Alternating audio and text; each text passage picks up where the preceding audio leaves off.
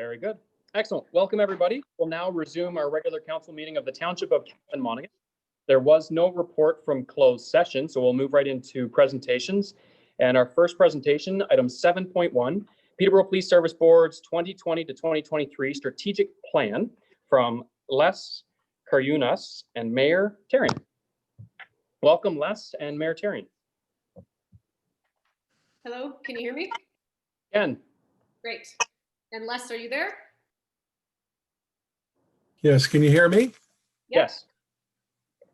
Hello? Yeah, we can hear you. Les. We're all very versed in, dealing with these online meetings and the troubleshooting and the patience that we've all, not that we didn't have it before, but that we continue to develop during this time. So I'm going to turn it over to Les to start, and we'll just kind of be going back and forth. And if I understand correctly, you just need us to let you know when we want you to flip through the PowerPoint slides, correct? That is correct. Okay. Turn it over to Les.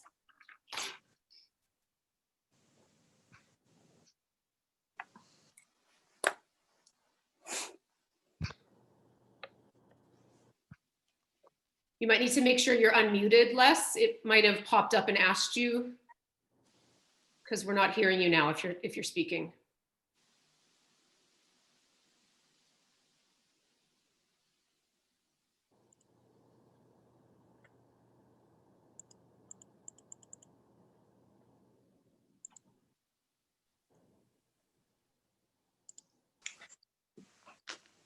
Madam Clerk, did we lose Les? I don't see him. Mr. Mayor, I do still see him here as far as being in the participants. I'm just texting with him just to make sure everything's okay. I can attempt to upgrade him as a panelist.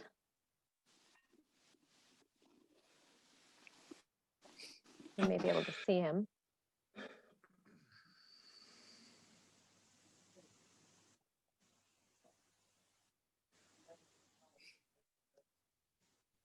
Because you guys can hear me but not see me, correct? Right. That's correct. I even brushed my hair, so. I can upgrade you both. We can see if that will help. Oh, I've lost Les now. Need to brush my hair for that at some point. There we go. So I was just texting with Les, and we'll just give it a minute, but he's trying to get back in, so you might just need to let him rejoin. Sure, I will watch for him. Okay. So, but basically, just because I am conscious of time, as you probably know, the Peterborough Police Services Board has the responsibility to create a strategic plan, what will be known as a business plan going forward because of some of the changes that have been made to police services at the provincial level. So this is sort of a high-level presentation that we wanted to provide to Cavan Monaghan, seeing as we do provide policing services for your community. And you can find the full versions as well as condensed versions online. They're fully AODA compliant and accessible. And we can also send hard copies if you want them. So I'm just going to do a little check to see how we're doing with Mr. Karyunas. I have not yet seen him come back in. Okay. If he responds to you and he would like me to resend the invite, unfortunately, I don't think I have an email directly for him. Okay. I can give it to you if that's helpful. Sure, if you want to, I don't mind sending him the link directly. Okay.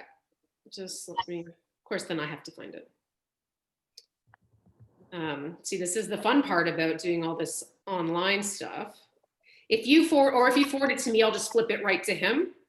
Okay, can you just confirm your email as well? Oh yeah, dtherrien, THERRIEN at peterborough.ca. Okay, I will send it over right away.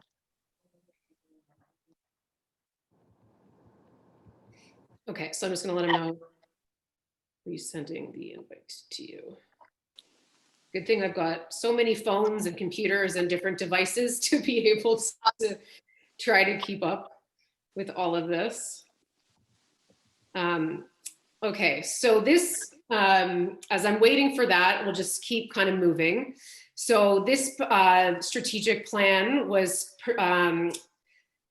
developed over the last sort of year and a half, and it's looking forward to the year 2023. So I'll move to the next slide, and I'm just waiting to see if that can come. I haven't seen that come through.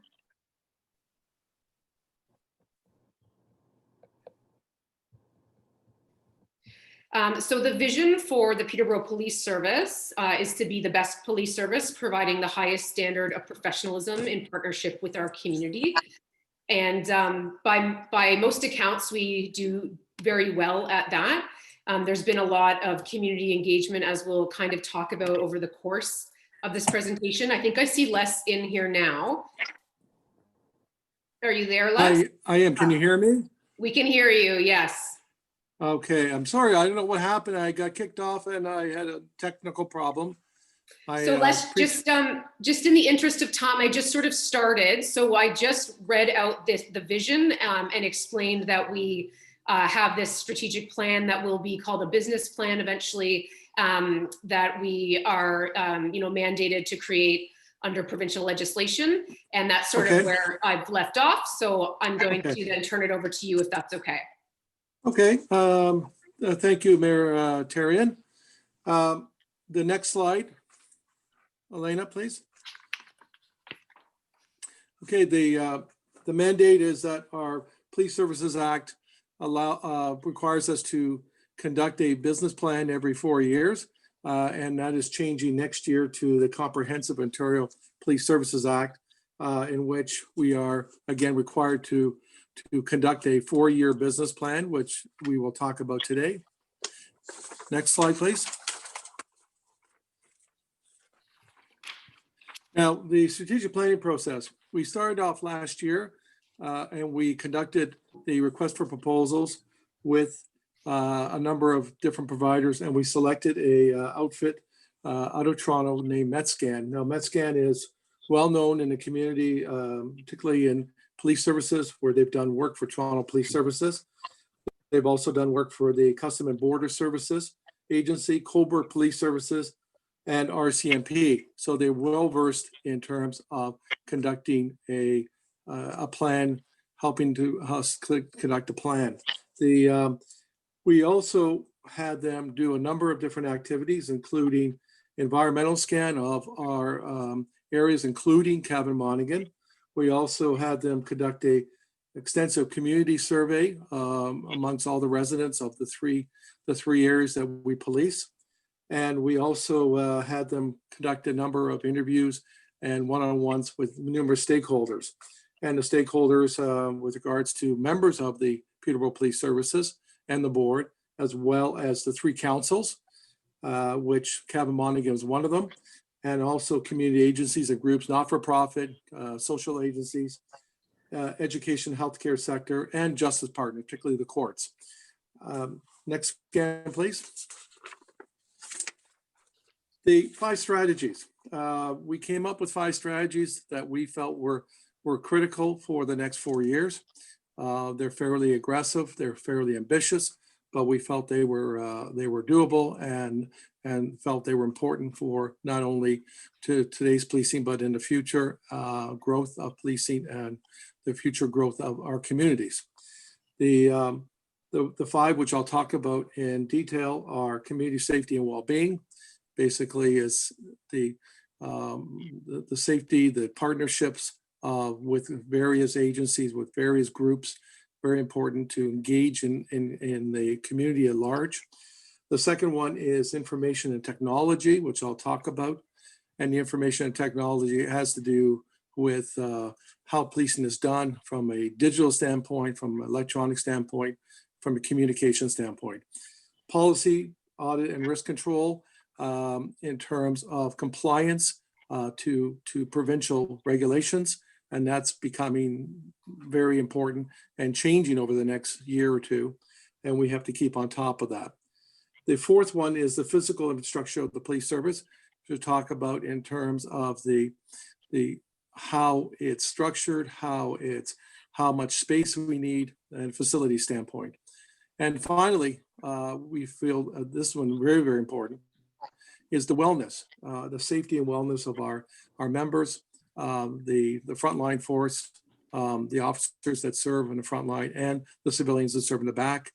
And also in terms of selecting those officers and background people, and also promoting and providing diversity. So very, very important, those 5 strategies. Next one. The way forward, we basically took a lot of information from MetScan.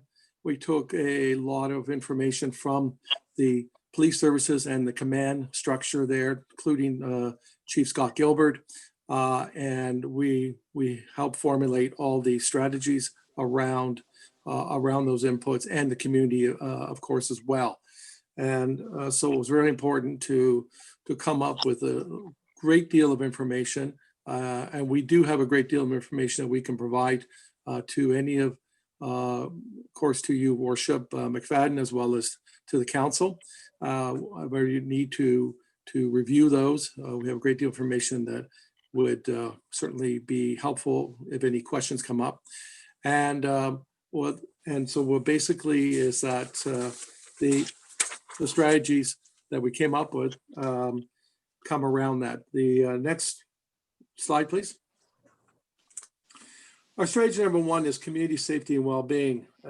It's important to engage and work with community partners to address and tackle areas such as youth crime, drugs, addictions, and mental health as well. And so we have been and continue to work with various not-for-profit groups, social agencies, agencies dealing with mental health, dealing with youth issues, dealing with addictions, and we are looking to further those engagements with the community as part of our role with community safety. Next slide. Strategy number 2, really important to keep up on top of technology. We're dealing with an age of technology that basically addresses issues such as internet fraud, intelligence in terms of the communications, the NG 911, for example, communications, the body in camera cameras, for evidence, and basically, we're looking at those kinds of technology to basically build a platform to allow our force to become more effective in dealing with very sophisticated crimes that are certainly arising these days. Next slide.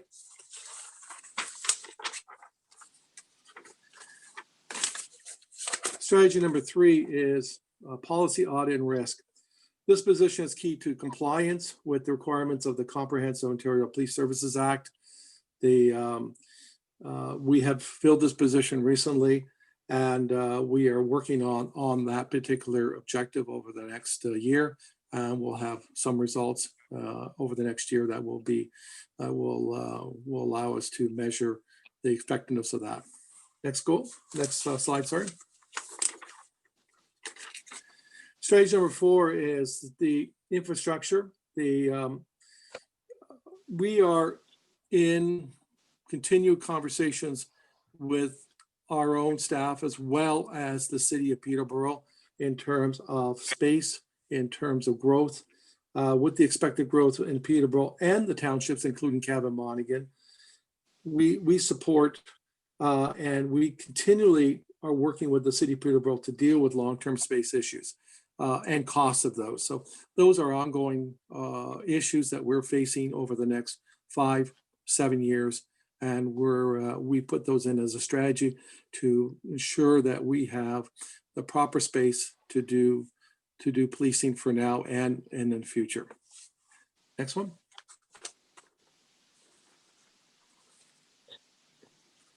Next slide, please. Okay. The final strategy, which is a very rich strategy, is the commitment to ensuring the health and wellness of our force. We're committed to bringing a lot of diversity to the force in both hiring and promotions, and women and members of other cultures. Next slide. Explain a little bit more.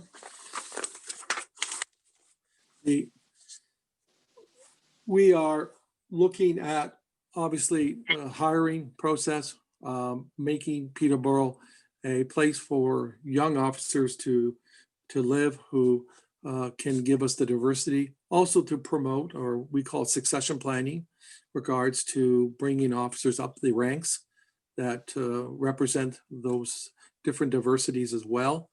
We are also looking at doing a staffing review.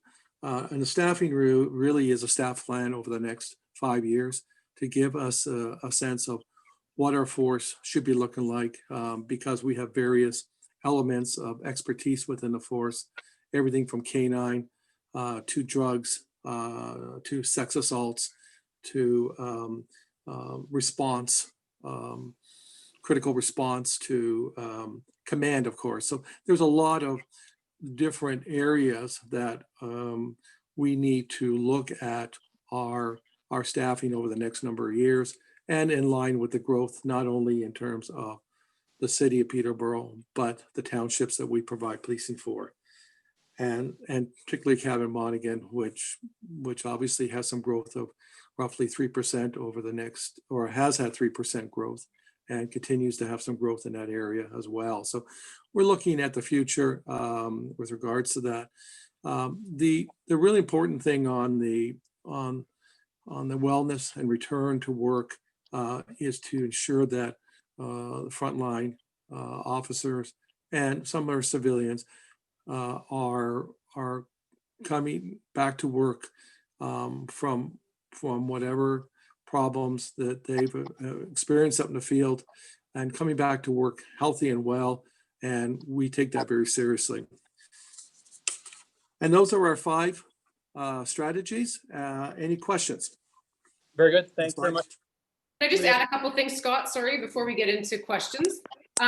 Just wanted to say a thank you to everybody that's worked on this. You know, we had a lot of hours put in behind the scenes by some of our staff people, Nikel Pachard-Pataki, who I'm sure that you know. She did a lot of work on this, and Les as well. There was a lot of consultation with the community.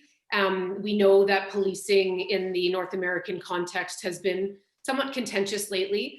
And we're very fortunate under the leadership of Chief Gilbert and Deputy Chief Farquharson that they are constantly trying to, you know, raise the bar for training, for, you know, anti-oppression training, for participating in community events. So there was, you know, a Black History Month event back in February, and the chief was there on a Sunday, despite he had knee surgery on the Friday before. So there is a real commitment, and that's the kind of leadership that then, you know, filters down to the civilians and the rank and file members. So, so that's, you know, there's definitely challenges, but there's also a lot of opportunity.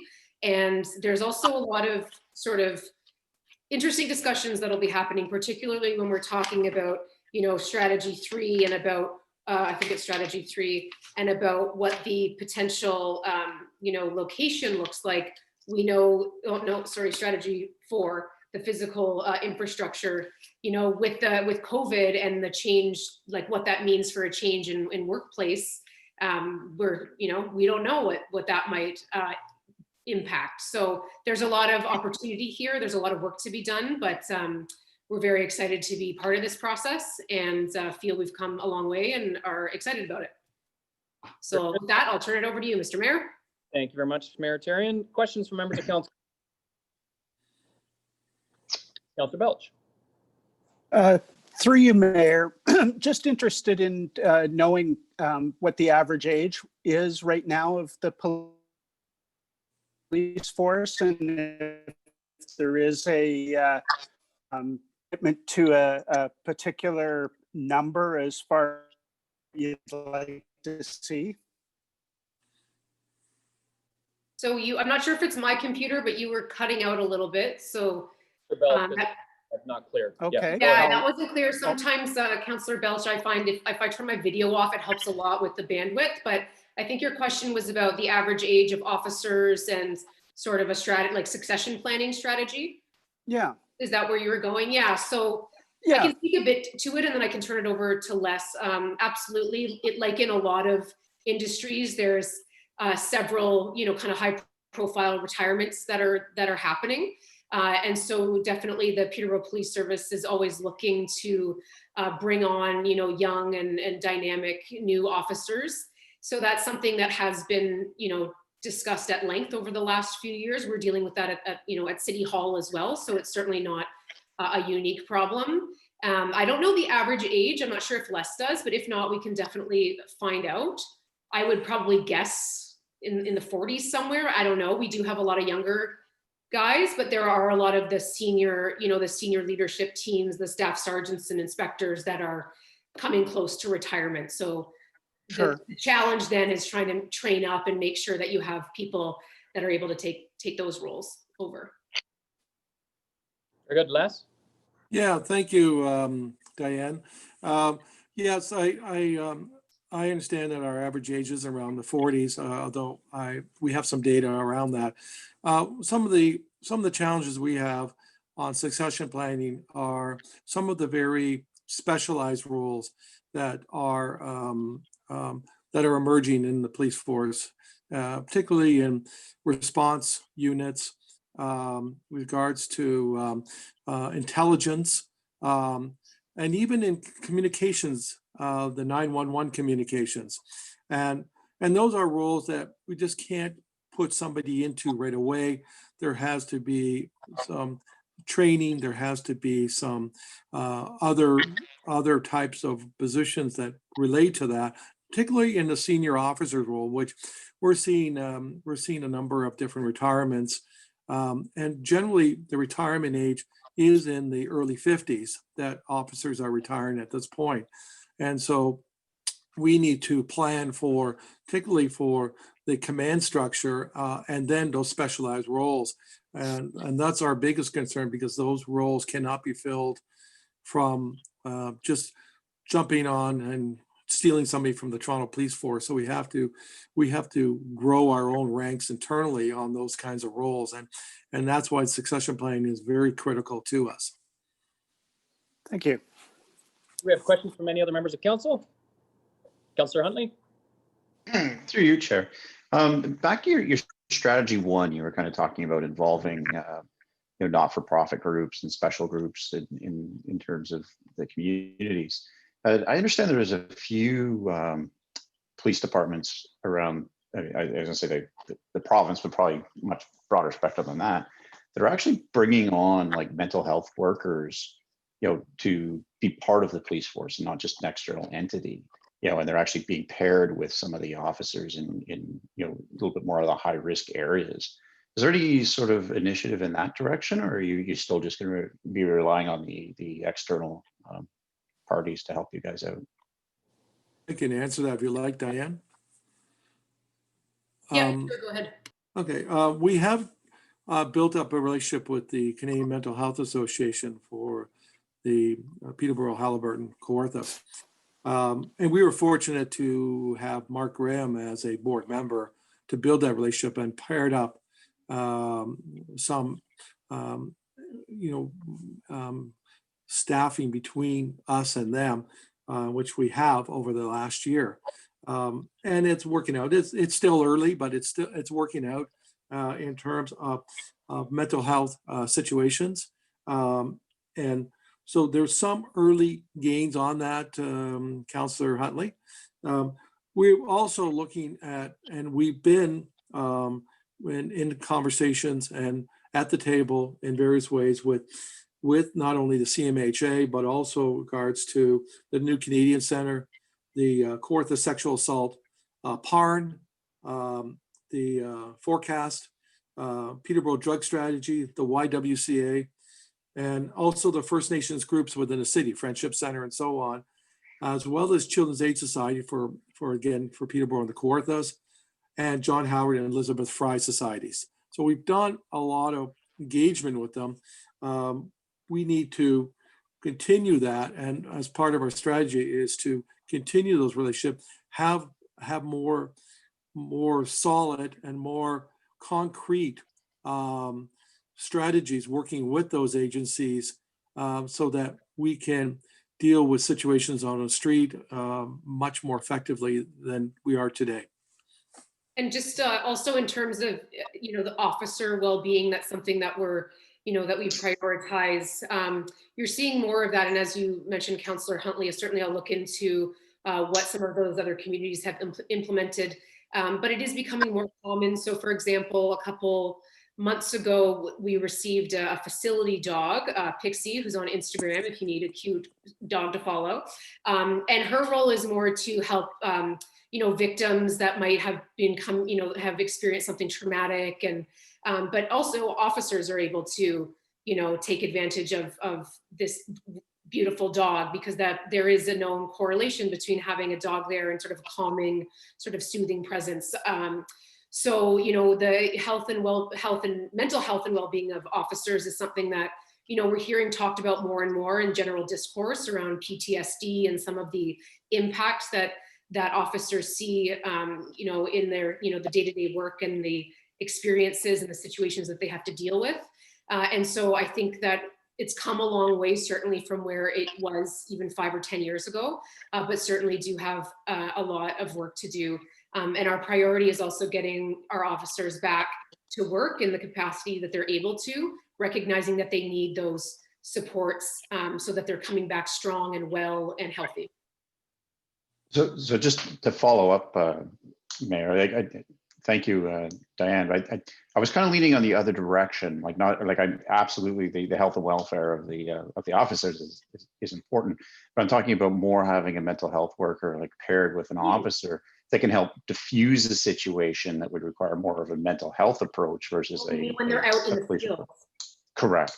Yeah. Okay. That's a good point. And I know that there's been more training around intervention and that kind of thing, but we do hear a lot more of that because 90% of calls are somehow related to mental health generally.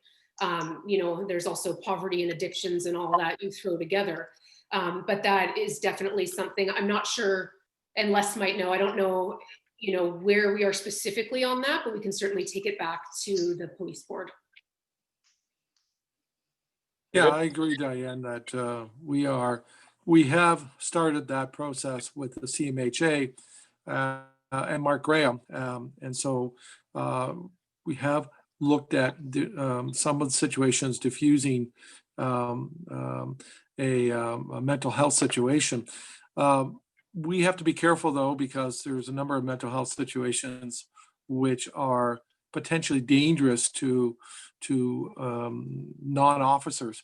And so we have to kind of tread very carefully around that, Councillor Huntley, as well. I agree. Sorry, Diane, but I agree there less. But I think where I was going with it was you just don't take one from one from another, but you actually make a mental health worker more trained like an officer.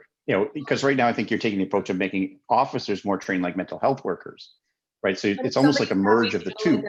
A schizophrenic outbreak, having an armed officer isn't going to calm them down. That's going to exactly, Diane. Thank have you. the opposite effect. So I know, and we've seen those situations in other communities, and so I definitely agree with you. And we'll take it back to the police board, and we can always update you on how that's moving forward, because there's definitely more of a demand from the community to say, why are you sending guys with guns in? Essentially, if it's just somebody who needs to take their meds, and they're not inherently dangerous. And in fact, sending in somebody that's armed might trigger agitate the situation. Right? Yeah, absolutely. Okay, thank you. You've heard me. I think you got my question. Yeah, no, excellent points. We'll definitely take them back for our next meeting. Thank you. Very good. Any further questions? Deputy Mayor Graham. Thank you. Through you, Mayor. Thanks for the presentation to you both for taking the time. And there's a lot of good content here to understand, where the policing side is coming from with regards to the strategic plan. My question surrounds the first portion of the strategy as well, and it's a slightly different bent in Councillor Huntley's comments. Was one of the issues that we find is that being such a rural environment outside of the little urban centers that we have.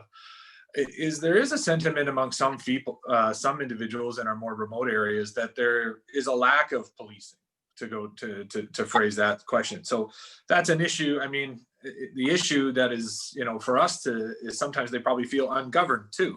And that's something that we're always trying to work on and address and improve from a communication standpoint.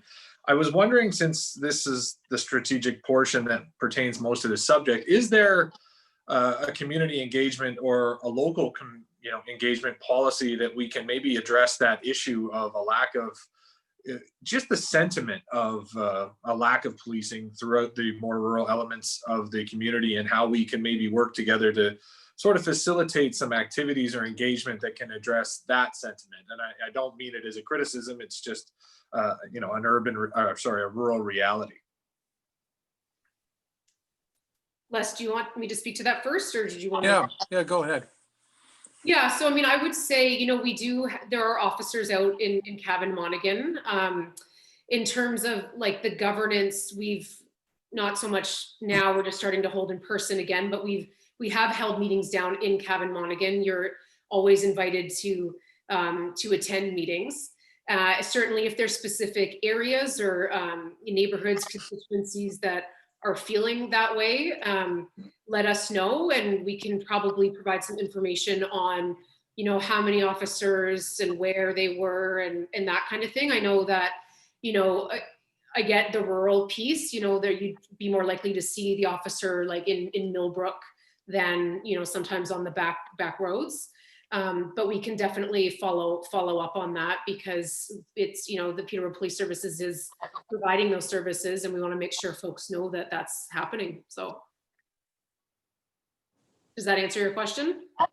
Or at least like provide? Yeah, I didn't know if there was a more specific, I mean, I understand the macro sort of strategic level of the report. I just didn't know if they're within, being one of those 3 municipalities that receives the service, if there was maybe a deeper level as a similar sort of plan, for our municipality, for that ongoing, like not just for the purpose of informing the, the strategic plan, but just on an ongoing basis, if there was some sort of document or sort of, plan by which engagement in our sort of municipality would be done or had, or if there's even just a list of the things that officers have, because I've certainly seen the officers at different events, and sometimes they've been invited and sometimes they've come up on their own. And that's the sort of thing that I'm looking for. If there is a strategic plan in that regard, being one of the 3, then that would be helpful information to get an understanding of. And I say it, I don't mean it as any substantial criticism. It's just the reality. And those people are probably fortunate that they haven't had the interactions with the police because of, the relative safety that we do live in. But, it is an important thing that we're always working as a municipality to sort of address and engage all, every corner of the municipality. And I just thought, with regards to that strategic direction or the strategic component, that it might be something worthwhile to be considered at our level as well. Yeah, certainly fair points. And I'll follow up with Nicole because she would know if there is such a policy or if there ever has been. And again, we can circle back with some of these, some more information about these few questions that's been posed today. Okay. Thank you very much.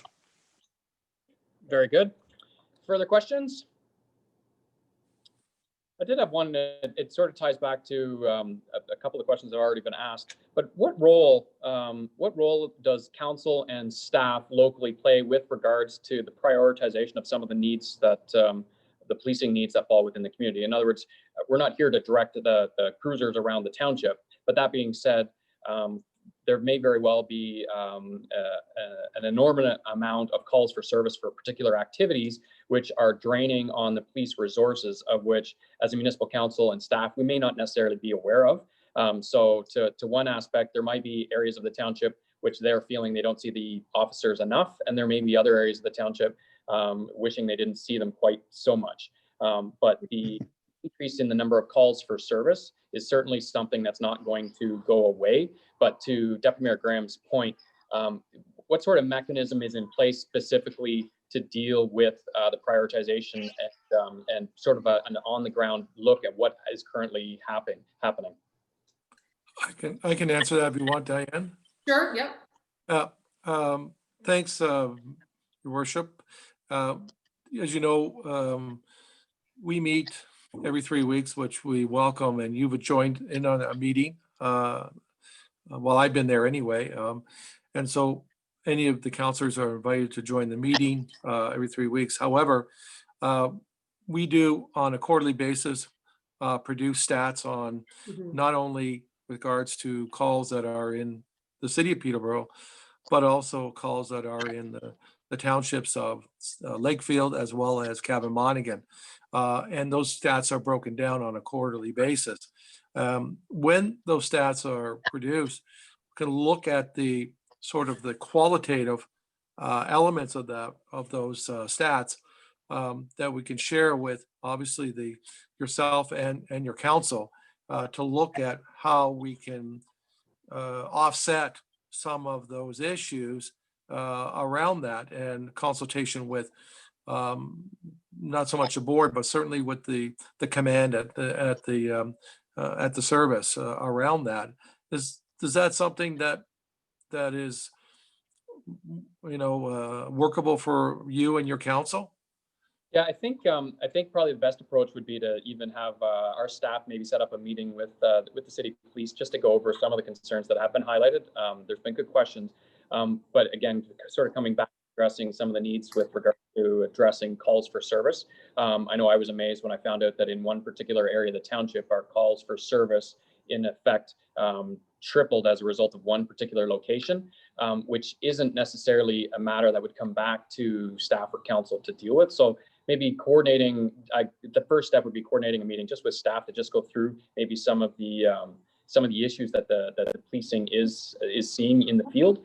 And from there, we can go back. I know there's certain areas of the township feel overly burdened by traffic assignments, speed traps, you might call them. Other areas say they never see them.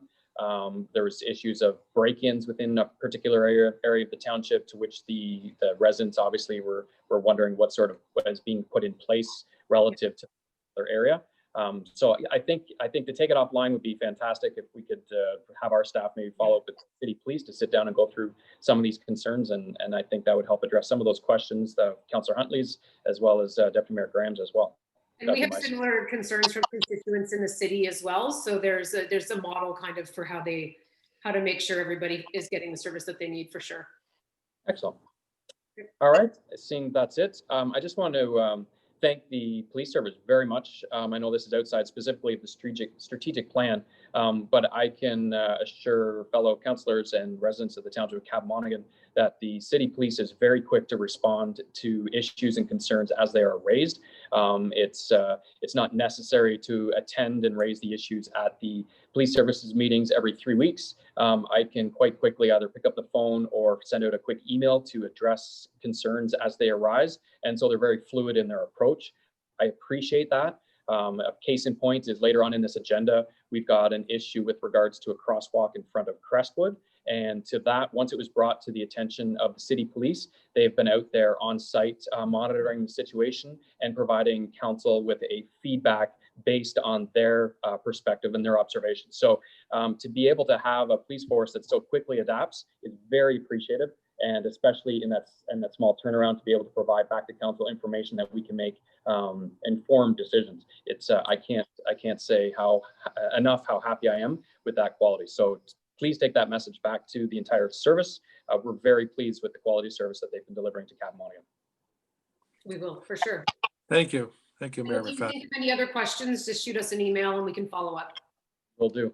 With that, then, once again, thank you very much for the presentation. I would move receive the presentation. Deputy Mayor Graham and Councillor Moore. Madam Clerk, recorded vote. Councillor Belch, Yes. Councillor Huntley,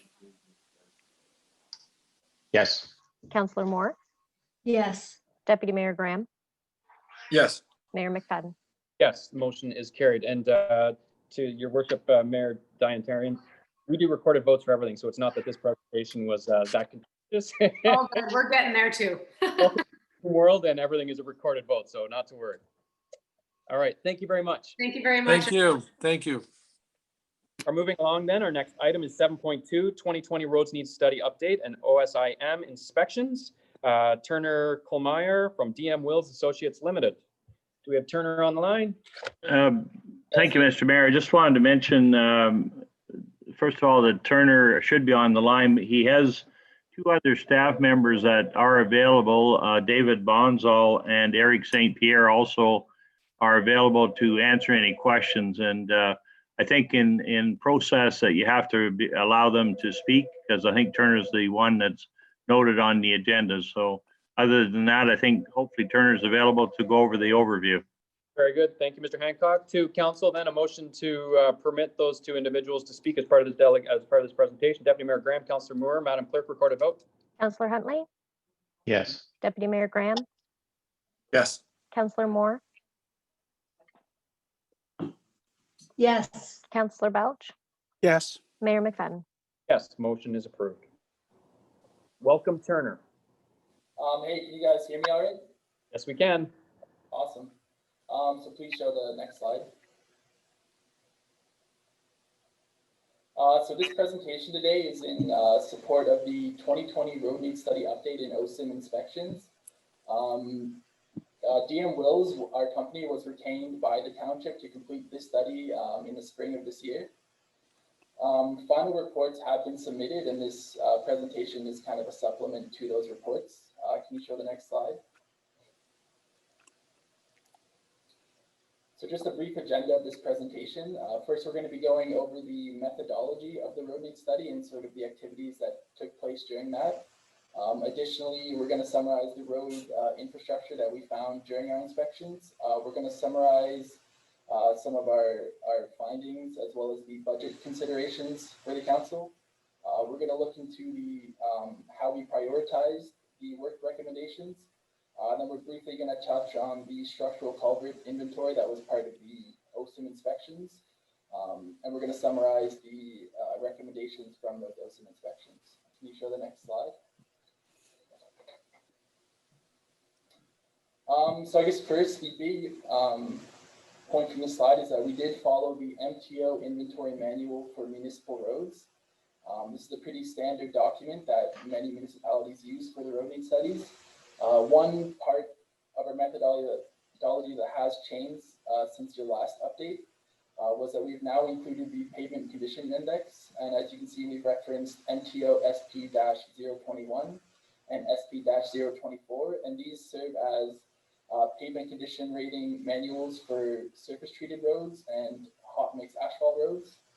The reason for this change is that there's been updates to the I guess Ontario asset management planning regulations, and they do specify that you need a PCI rating for all hardtop roads. So you guys do have that now, as it was part of this study. We did complete a visual inspection for the entire 245 kilometers road network, and as I mentioned previously, this was completed in the spring of 2020. Unfortunately, we did miss out on some of the winter frost heaves and such during our inspection, but we were able to communicate with the township staff to capture some of those problem areas. I guess as part of this report, we took a more holistic approach that is found in the MTO inventory manual method. This takes a look at the road base, the surface condition, the surface width, the surface type, drainage, alignment, and the maintenance demand.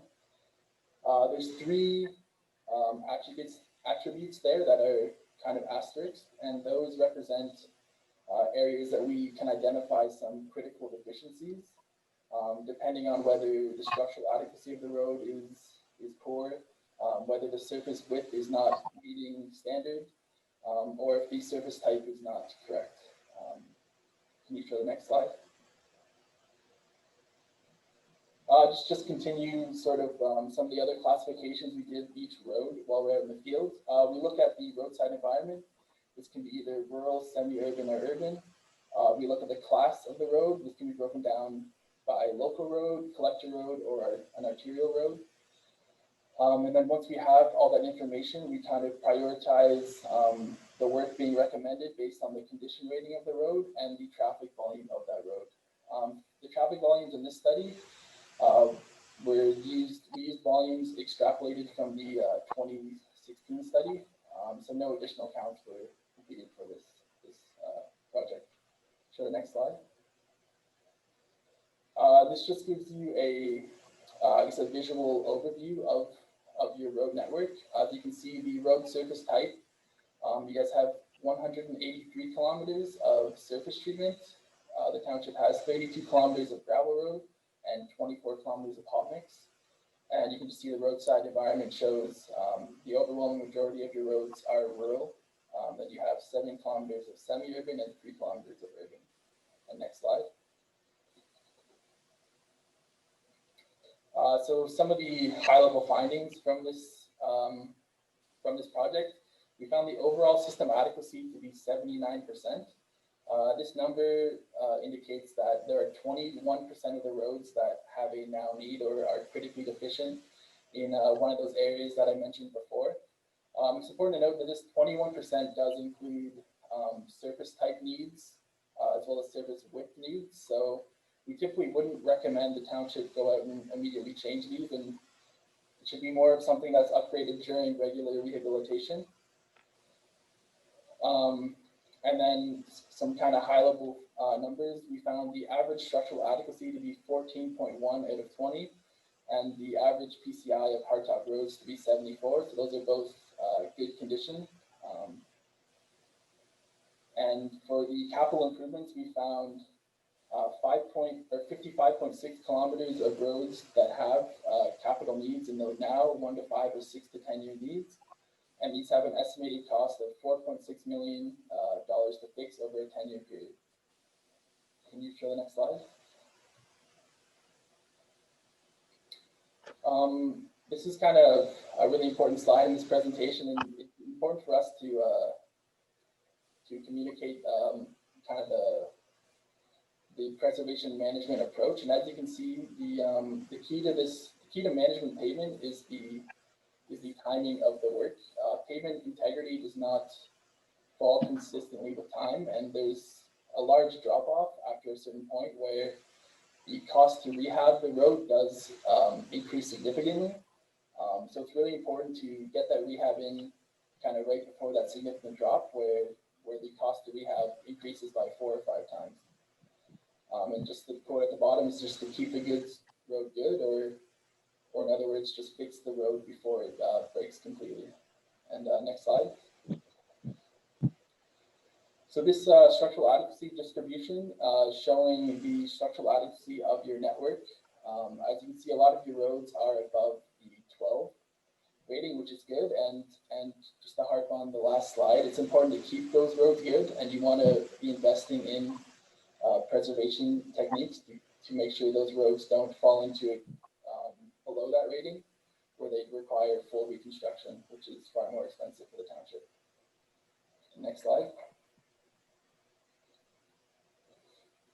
So a typical resurfacing program, we'd see hot mix roads resurfaced on a 20-year cycle. So we'd expect them to be resurfaced once every 20 years. For the surface treated roads, that's a 7-year cycle. And for gravel roads, we expect regraveling every 3 roads. If you take those time periods into account, it ends up with an annual road resurfacing budget of $1.1 million. And this budget would help extend the useful life of roads. And as I mentioned before, it keeps the good roads good. In addition, we have added a preservation management budget of $599,000 a year. And this just takes into account microsurfacing and slurry seal. And these techniques just help seal the surface from and prevent water from getting into the roadbed, which helps prevent issues down the road. Can you get to the next slide? So now that we have sort of the recommendations for each section, it's important to prioritize these road recommendations. And the way the MTO inventory manual does this is by looking at the traffic volumes as well as the road condition rating. As you can see from that formula there, the CR is representing condition rating and the AABT is the traffic volumes. But essentially it's just, it's saying that if 2 roads are the same condition rating, but one has a higher volume, that one with higher volume will end up higher on the priority list just because it's a more traveled road and is a higher priority. It's important to note that this is kind of just to act as a tool to assist in deciding what roads to adjust first. We kind of don't get any of the background information that the public works staff has, or you guys in the council will have via either resident complaints or more hands-on knowledge with the local area. And as I mentioned, it's not always the worst condition road would be at the top of that list just because of the traffic volumes taken into account in the formula. And the worst first approach can lead to an overall decline in system adequacy, just when you do have a limited budget, which is a reality for a lot of townships. And next slide. Just a brief summary of some of the road needs study report. The road needs study was based on the MTO inventory manual that I mentioned before, and this is a holistic approach. So we look at a wide range of road attributes when we're considering what recommendations to make. The overall system adequacy is 79%, and this only includes roads with greater than 50 traffic trips a day. And we have a annual road resurfacing budget target of $1.1 million per year. When we have 55.6 kilometers of structural needs that need to be repaired in the next 10 years, this has a cost of $4.6 million. And we also like to recommend a dedicated road maintenance program to extend this service life, and this includes sealing, as well as brushing, ditch cleanup, etc., just to ensure the drainage of the road is working correctly. And next slide.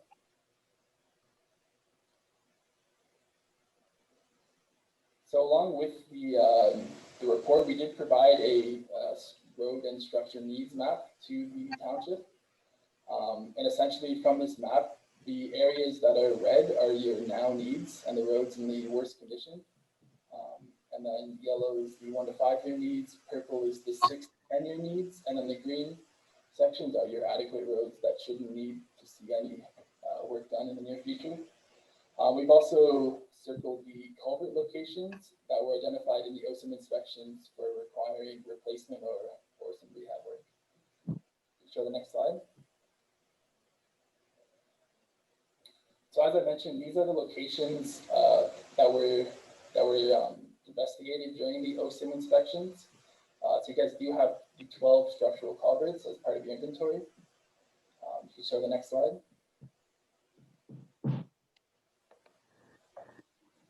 So these are the recommendations that came out of those OSIM inspections, and they can be found in the report in more detail. But essentially, you have recommendations to replace 2 culverts completely, and then have some repairs on 4 other culverts that you can see on that list there. Can you show the next slide? Yeah, so that's the end of the presentation, but we'd like to open the floor to any questions. Very good. Thank you very much. Questions from members of council? Councilor Huntley. I have a couple through you, Mayor. You go back to the structural adequacy distribution chart that you showed, the bar chart. I didn't understand the key on the side. I'm sorry, I don't know if those initials came up anywhere. The GS, the LCB, the HBC, sorry, like what? Yeah, so the purple roads are your gravel roads. The green is your surface treated roads, and the blue is the hot mix asphalt roads. But it's basically just showing the length of each road type that falls under each structural adequacy score. Okay, confusing chart. Got it. Yeah, it has a lot of information. Yeah, I guess, and then the second question, Mayor, is the road structural needs map that you did with the identifying the worst and the adequate and all that. Yeah. That one is not taking into consideration your formula of traffic measurement or traffic measurements, right? Like this is just on a pure view of structural integrity. Yeah, that is correct. The only time we take into consideration the traffic volumes is, well, I guess it can trigger a need to upgrade the surface type. So once you hit a certain traffic volume, you should be upgrading from gravel to LCB and from LCB to HCB. But this is just looking at structural structural needs. So your road's in the worst structural condition. Okay, so this is the base of the map that Public Works would then put the traffic studies on top of to come up with something similar, to be the ultimate needs map, right? Yeah, I can't speak for what your Public Works Department is going to do with this map, but this is what we were requested to make, and it just shows, the purpose is to just highlight the areas in a visual way. There is a list in the report as well that clearly lays out the priority, and it's ranked. It's ranked accordingly, which does take into account the traffic volumes, but this map is just for visual purposes. Okay, perfect. And I guess my last question, Mayor, if I may, Okay.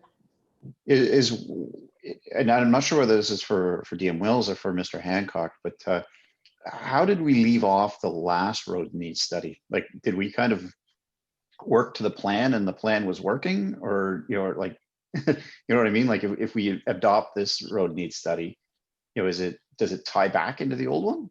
Or, and like, did we accomplish what we needed to do with the old one, and this one's, you know, we're constantly improving, or are we just kind of playing catch up all the time? Through Mr. Mayor to Councillor Huntley. First of all, I think the system adequacy at 79%, I believe it was in the report, speaks a lot to the program. So we believe we are not annually getting all the money that we probably need to do all the capital improvements we'd like. But I think some of the programs with surface treatment and our slurry seal and focusing on the ones that are problematic in the road needs, I think the program has followed the report from 2016.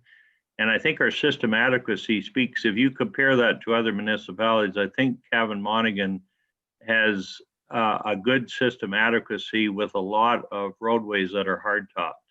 So you have very few that have gravel surfaces. We certainly have some roads in the Millbrook area that we've been looking to do some underground replacement in, such as Main Street. We're waiting for some information on a grant application. If those were completed and we had them urbanized, I think we'd even improve further. But right now, I'd say we are following the reports, and we're referring most of the items to budget discussion. So we are trying to bring each one of these forward as part of the capital program for 2021. Excellent, Wayne. Thank you. I'm glad to hear that it's working. Very good. Further questions, members of council? I had a couple. So it indicated in the in this presentation that the traffic volumes were extrapolated from 2016, which I can understand for areas of the township, which for the most part haven't changed that much. If there's not a lot of home additions, et cetera, there wouldn't be a significant change in traffic unless some sort of new commercial operation or whatnot. But my question is, would it not have been more appropriate to have done traffic counts specifically to the areas of development so they could be reflected in the studies, given the 345 homes that have taken place on Fallis Line, which aren't incorporated into this plan? Mr. Mayor, maybe if I could, specifically, road need studies of this nature are done usually by extrapolation or estimation of the traffic volumes, and that's sort of standard practice in the industry. We specifically know of Fallis Line, and we know that we are faced with possibly a depending on where the development goes on the north side of Fallis Line also, and where the school might ultimately end up. We know that we probably need to do some improvements to Fallis Line, and we're looking at, it would typically not be surface treatment. We'd look to do probably asphalt resurfacing, and more so we're looking at the traffic reports that are coming in from the development to help support us where the traffic is going in the area.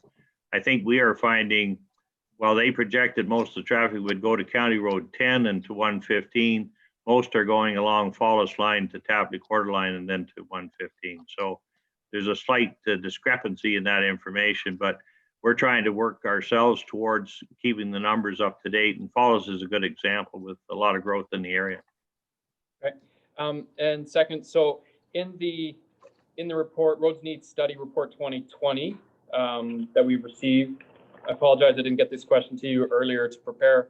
Table 10, Township of Cabanmonaghan resurfacing priorities on page 28. It's a table of all of the sections of roads within the township, and I don't see Falls Line specifically listed in there.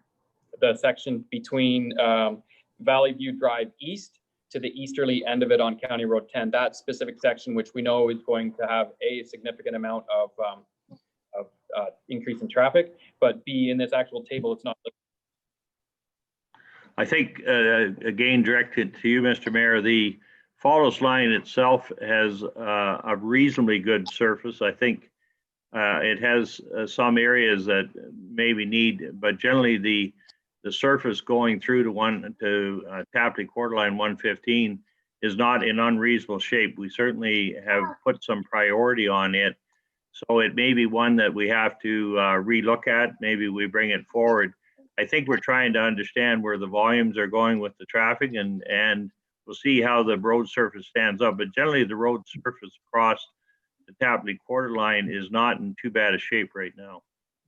Yeah, no, it wasn't so much that the state of it, it's that I would expect in table 10 to have all sections of all municipal roads listed, and I don't see Falls Line east of Valley View Drive east through to County Road 10. It's not in the study. Yeah, I guess I can speak on that. If it's not in table 10, it should be in the capital needs table. I can't find, like, if you can send a follow-up email that specific section, I'd be able to look into it further. But I'm just looking through right now. There's also table 9 as well that looks at the capital needs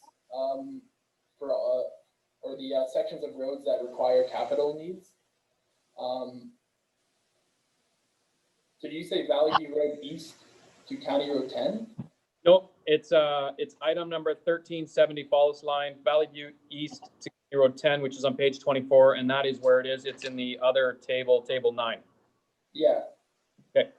Yeah, so we found it have a reduced, or it had a structural adequacy less than 12, so it does, we are recommending some granular be added to that section, so that's why it's in that table. Okay. And then while we're on table 10 and even table 9, is there a particular column that, I mean, the one table has in excess of 200 different road sections in it. Right. Is it sorted by something? Yeah, so it is sorted by priority. We use that formula that I showed on one of those earlier slides. It is taken into account the traffic volume as well as the condition of the road. So roads that have worse condition and higher traffic volumes will tend to be at the top of the list. Okay, so I'm looking at table 10 at the very far right column, and I don't see any particular rhyme or reason on the condition rating. It goes up and it goes down. I don't see that it's sorted. Which column is it sorted by? So it's taking into account the condition rating as well as the AADT, which is the annual average daily traffic. So there's a formula that includes that AADT and the condition rating, and it combines them and spits out a priority rating. And that's what this is sorted. But you can't see the priority rating on this table, if that's what you're asking. Okay, so it's sorted by a column that's not on this table. Yeah, that's correct. Okay, so that's a problem because that would be help us as far as the management of it, how far off these are. I guess that would be my suggestion, would that actually have the column that it is sorted by the table. If I could speak, Mr. Mayor. Okay. Could I speak, Mr. Mayor? Can you hear me? Go ahead. I've been working on these road need studies for over 5 years now. As I started as a co-op student, now I'm an engineer. We found that including the priority rating led to more confusions because it's like the higher the priority number, the higher the priority of the road. But we had just given the way that the formula works, it would it would lead to more questions from the general readers of the road need study report. Is this a report that's going to the public, or is this report going to the council specifically? I'm not sure. I guess that's a question. Got it after the fact. Because we have done that before, and we've also been asked to take it away. So we can certainly meet your needs by including that column. I just want to make sure that we explain the we adequately explain the priority, how the priority rating, or what the priority rating means when we use it. Like right now, it's just in descending priority. So if you're looking at the list, if road A is above road B, then road A is more important. There's no number to look at. There's no, you're not really leaving the room for people making their own judgments about that. If you include that number, all of a sudden you have people questioning like, oh, why is this priority rating 1650 if that one's number 480? Well, I guess maybe even if you just put above the table the priority rating and the calculation that formed it, then you wouldn't have to answer the question. So the 0.2 times 100 minus the condition rating times the AAD 40 to the power of 0.25. We'd still have to answer the questions, but we can certainly do that, Mr. Mayor. Okay.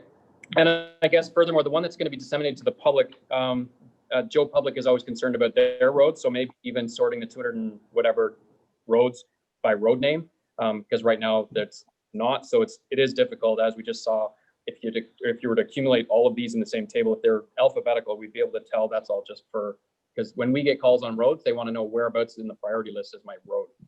I see. Okay. Next question is, so it indicated here it was focusing on the roads that were greater than 50 annual average daily traffic. So do we have, I'm looking at this table, we do have roads that are less than. So are there low volume roads that would meet a priority rating of being high that need to be factored into for budgeting purposes, or are they just left off on that?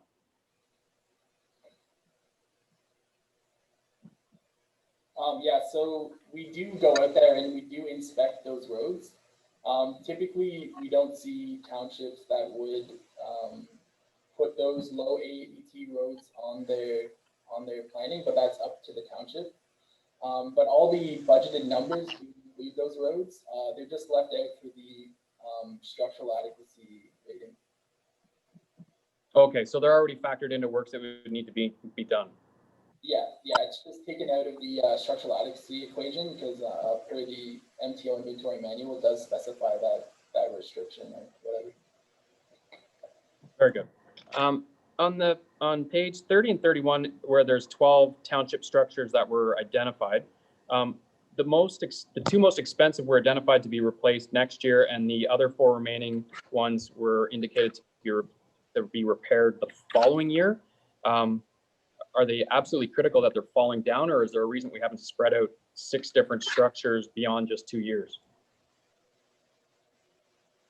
If David Bonzel's on the line, he'd be able to speak to that. Yeah, I am here. Hopefully you can hear me. Yes. Yeah, so the highest priority replacement project you have is the structure number 11, which is the Zion Line Culvert. The reason why we put number 11 and 12 into the same capital year is they're very, very similar structures. And in our opinion, if you tender those together, the township will receive a much more competitive price and better value. When we did provide the report to staff, we did indicate, however, if budgeting was of a significant concern, that number 12 could be deferred. But if you're simply going to defer it for a year or two, it's our opinion that you'd be much better off to tender them together. Okay, Mr. Hancock, is that, it's be about $500,000 investment into just two culverts in year 1 when we're trying to meet all the other ones. Is there a different approach to that, Mr. Hancock? I think, Mr. Mayor, our position has been, at least in the draft budget, that we propose only one structure this year. And that would be the Zion Line Culvert. So we have it in our draft budget presently. We're proposing to postpone the number 12 culvert till 2022. And we think there's some economies by our staff doing that. We've done a number of culverts. So we believe we can hopefully reduce the capital cost by using our own manpower and equipment. So that's kind of our thoughts at this point in time. In talking with DM Wills, I think structural adequacy and safety, we still are able to do that and not jeopardize ourselves for liability and whatnot. So we think we're good in that position. Right now, we're extending the program to not quite have as much money in 2021 and try to spread it out a little bit more. Wonderful, perfect.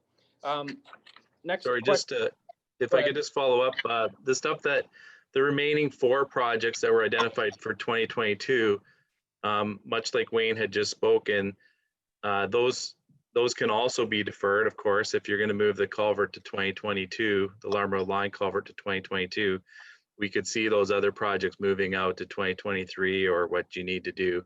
Generally speaking, from the report point of view, we categorize them all as a 1 to 5 replacement. So we would have an expectation that the township would try to achieve all of the work before year 5 expires.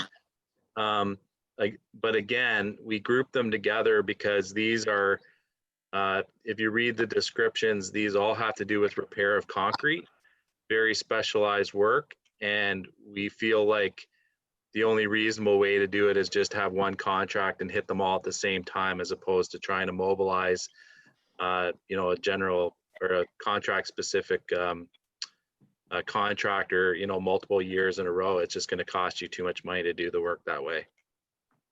Okay, very good. No, that's valid reason.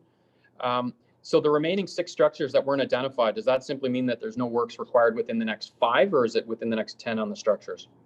It's within the next 10. So they either get rated as urgent, 1 to 5, 6 to 10, or not at all. And so if they're not in that 6 to 10 basket, then, you can sort of take a breath for a while, and they might, come back next. You do these inspections every 2 years. So at some point they're going to jump onto the list. Very good. And then when it comes back to this list, the one structure that I did note that wasn't on it is one that we did recently just replace. So I know it's not going to be in the next 1 to 10, but it would be the large culvert that is at the very end of Journal, is one that wasn't listed on here. I'm not concerned that it's going to have to be replaced because we just replaced it, but it is it should be added to the list. That's something I guess we could maybe speak to better, but I think the way that that's a boundary road with the city of Kawartha Lakes, and I can assure you that the inspection for that structure is done by the county, or sorry, by the city of Kawartha Lakes. So it's not being double inspected, but I think maybe you guys were responsible for the, the repair, but the city does the inspection. I'm not sure how it's divided up. Well, if that's the case, I'd like to switch the roles. Yeah, and on that note, I mean, similarly, and you guys are already aware of this, but you're very fortunate from a structure point of view, because what you're capturing in your list is mostly culverts, because the over 6 meter structures go to the county of Peterborough, which is really quite a nice arrangement.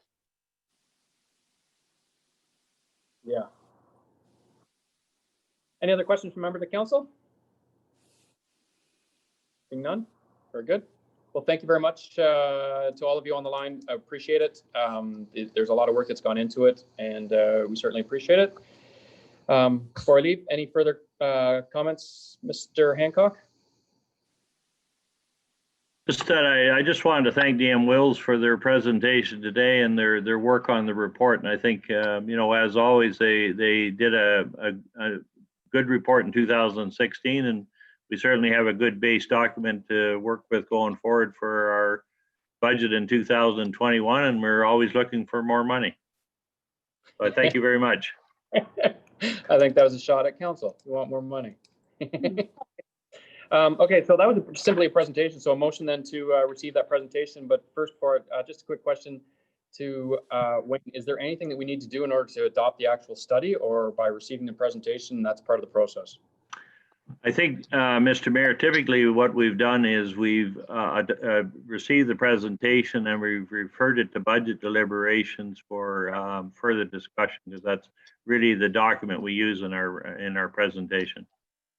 Very good. So nothing outside of just receiving the presentation though today, because it'll automatically come forward. Yes. Very good. Okay, motion then to receive the presentation. Councillor Belch and Councillor Moore. Madam Clerk, recorded vote? Counselor Moore, Yes. Counselor Huntley, Yes. Deputy Mayor Graham, Yes. Counselor Belch, Yes. Mayor McFadden. Yes, motion has passed. Thank you again. There are no delegations, so we'll move along to the minutes of the regular council meeting held September 21st, 2020. Motion to adopt those minutes. Deputy Mayor Graham, Councillor Huntley. Madam Clerk, recorded vote? Deputy Mayor Graham, Yes. Counselor Moore, Yes. Counselor Huntley, Yes. Counselor Belch, Yes. Mayor McFadden. Yes, motion passed. Minutes from committees and boards. Item 10.1, minutes of the Municipal Revitalization and Heritage Advisory Committee meeting held September 17th, 2020. Motion for those minutes. I'll move. Okay, there we go. Councillor Huntley and Deputy Mayor Graham. I don't know, all of a sudden my screen, I just lost it and I went to Google. Okay, Deputy Mayor Graham. Madam Clerk, recorded vote? Counselor Huntley, Yes. Counselor Belch, Yes. Deputy Mayor Graham, Yes. Counselor Moore, Yes. Mayor McFadden. Yes, motion has passed. Next item, 10.2, Cabin Monaghan Library Board meeting minutes. Questions about those minutes? I had a few, I'm just trying to find them.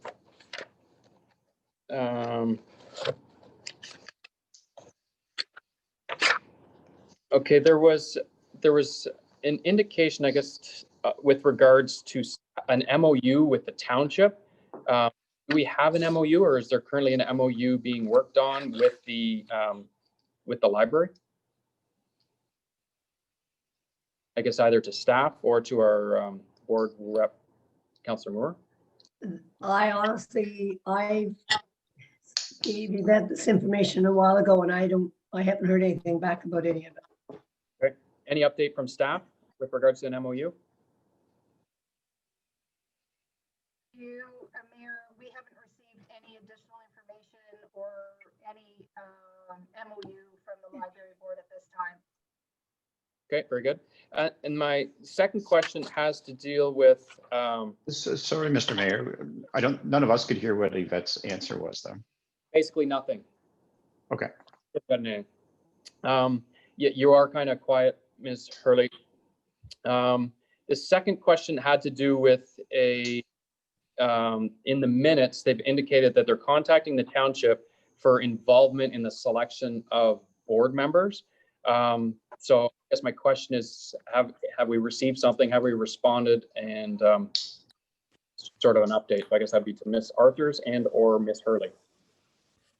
Mr. Mayor, we have not received anything to date. There was some discussion when we filled the previous vacancy that the board had inquired about the ability to participate in the selection process, but we have not received anything formally from the library board at this time.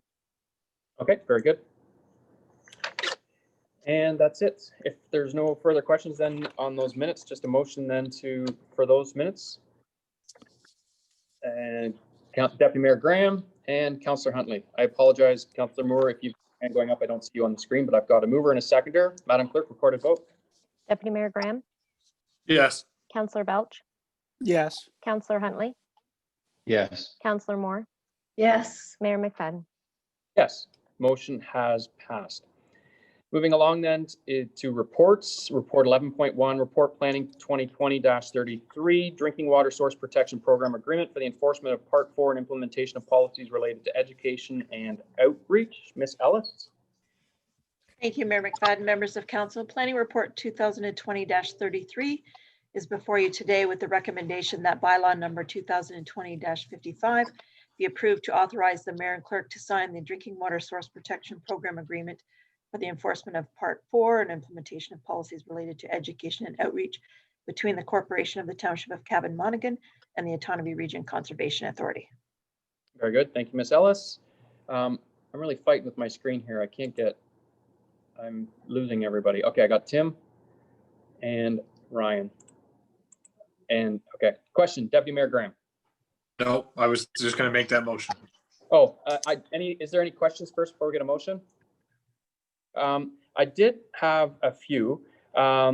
first is on page 65 of the agenda, section 3.01, that they're involved in parts. We have part 2 and part 3. My concern is that there's no service level agreement with regards to the response times being set for responding to those specific sections.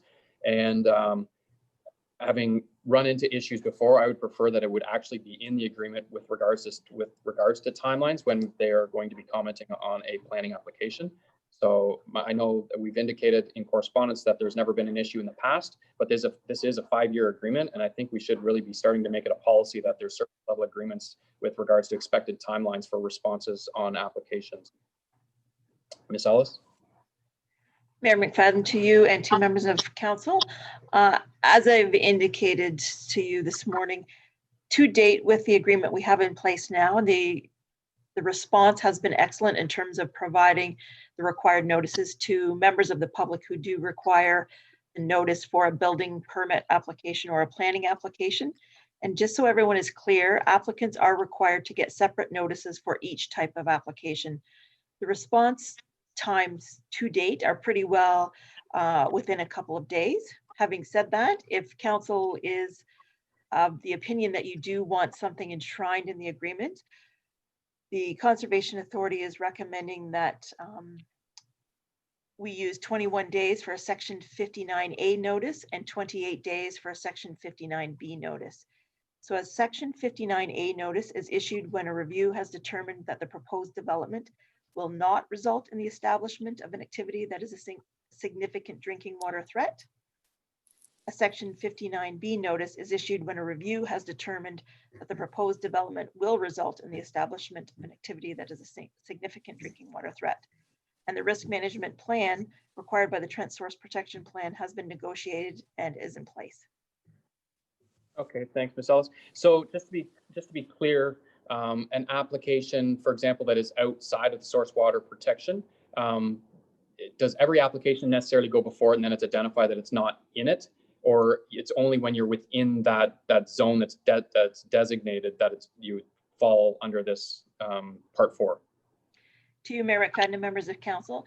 So the area subject to the source protection plan is identified on mapping, and only those applications on lands that are located within that identified area are subject to the requirement to get a Section 59 notice. Everybody else proceeds through the normal process. Oh, very good. And then I think that's a wonderful recommendation with regard to the timing. It puts it in the agreement so everybody's aware of it. The second part is there any sort of dispute resolution mechanism that we can put in place to address if there are issues as it relates back to a planning or a building act application?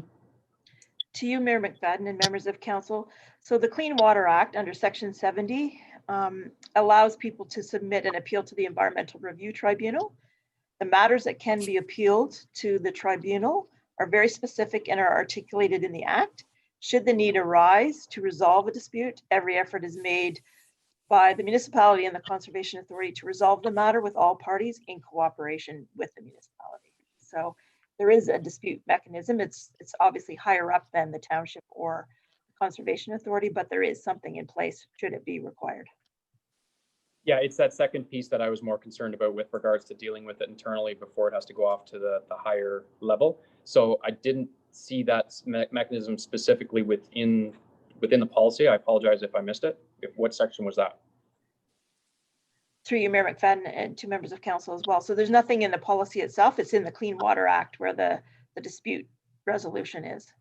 If you want something in addition to that at a more local level, it's something that I'll have to speak to the Conservation Authority about and get words added into the agreement. Yeah, I'm thinking the wording that you use with regards to being able to resolve the issue locally would be what I would be looking for within this policy. Okay. To send them to the higher level. Obviously, it's available through the Clean Water Act, but that's similar to the LPAT is extremely burdensome on everybody involved, and it's not in the best interest of anyone to have it drawn out. But the wording that you initially used, I think that would be wonderful to have that built into the agreement, in my opinion. The next part is page 70 of the agenda, which is item 7.0.4 on the renewal. I don't want this agreement to automatically be renewed every 5 years. Similar situation has occurred at the county whereby the peer review services are automatically renewed without ever coming back before council.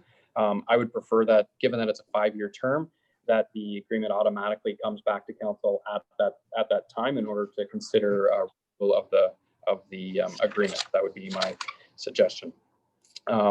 Final point is on page 71 is just more of a clerical. Our address shouldn't contain the RR3. It was a few years ago that everybody's removed those RR3s out of the official addresses. So that's more of just a administrative clerical.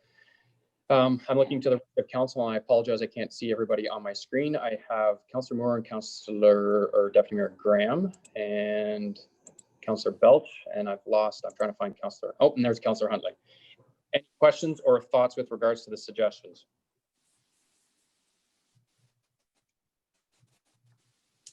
Dr. Moore? Just that, through you, Chair, just that I agree with that it should come up every 5 years and be discussed, not just automatic. Okay, very good. Specifically to the service level agreement and with regards to a dispute resolution mechanism being put in the document, how does council feel? It's outside of what is currently being proposed. Councillor Huntley? Through you, Chair, to Ms. Ellis, how many actual properties are affected by the source water management protection area or zone, I guess it is? Through you, Mayor McFadden, to Councillor Huntley and members of council, I can't tell you offhand. So most of the properties are in the Millbrook area because of the municipal well site. There are a few more properties up on Lansdowne Street and a little bit to the north and west of that location. Okay. I would say somewhere around maybe 50, maybe. Okay, higher than I thought. Yeah, I can certainly get back to you with that specific number. Okay, so I guess to you, Mayor, then I mean, if we're getting excellent service now, if we try to introduce an SLA on it, are we kind of opening ourselves up for delaying a process versus just letting a sleeping dog lie? I guess my concern is what if they're going well and they've got an established amount. I don't see the issue with putting it because therefore we'd be essentially established that it's not going to be more than that. If all of a sudden next week when there's a new individual or a new practice put in place and all of a sudden they take 3 months and we were in now a 5-year agreement and it takes 180 days to get out of the agreement, then somebody's going to be asking, how come you didn't put an SLA in place? Because now my reviews are taking 90 days, of which should never happen. But we're aware when SLAs aren't in place, they do happen. Right. And then on that note, I think, we'd have to take in consideration on accepting an SLA, of what they've been achieving versus just picking arbitrary numbers. I mean, it sounds like, if they want, I can't remember, Miss Alice, I'm sorry. I think it was 21 days and I can't remember the other numbers. 28 days. That, to be clear, Mr. Huntley, currently when people look for a Section 59 notice, they are getting those notice within a couple of business days. The recommendations with regard to the 21 days and the 28 days have come from other legislation, and that's what Orca staff are recommending if the township decides that that's something that we want to pursue.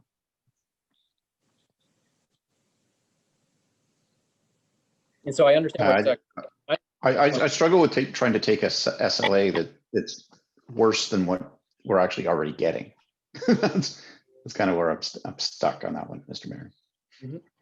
No, I can appreciate that. It's just that we're signing a 5-year agreement.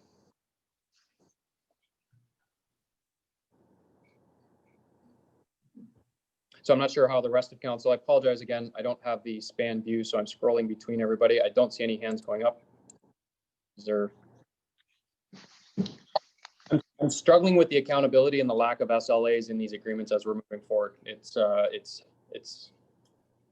This isn't the only one that's going to be, I'm going to raise it anyways.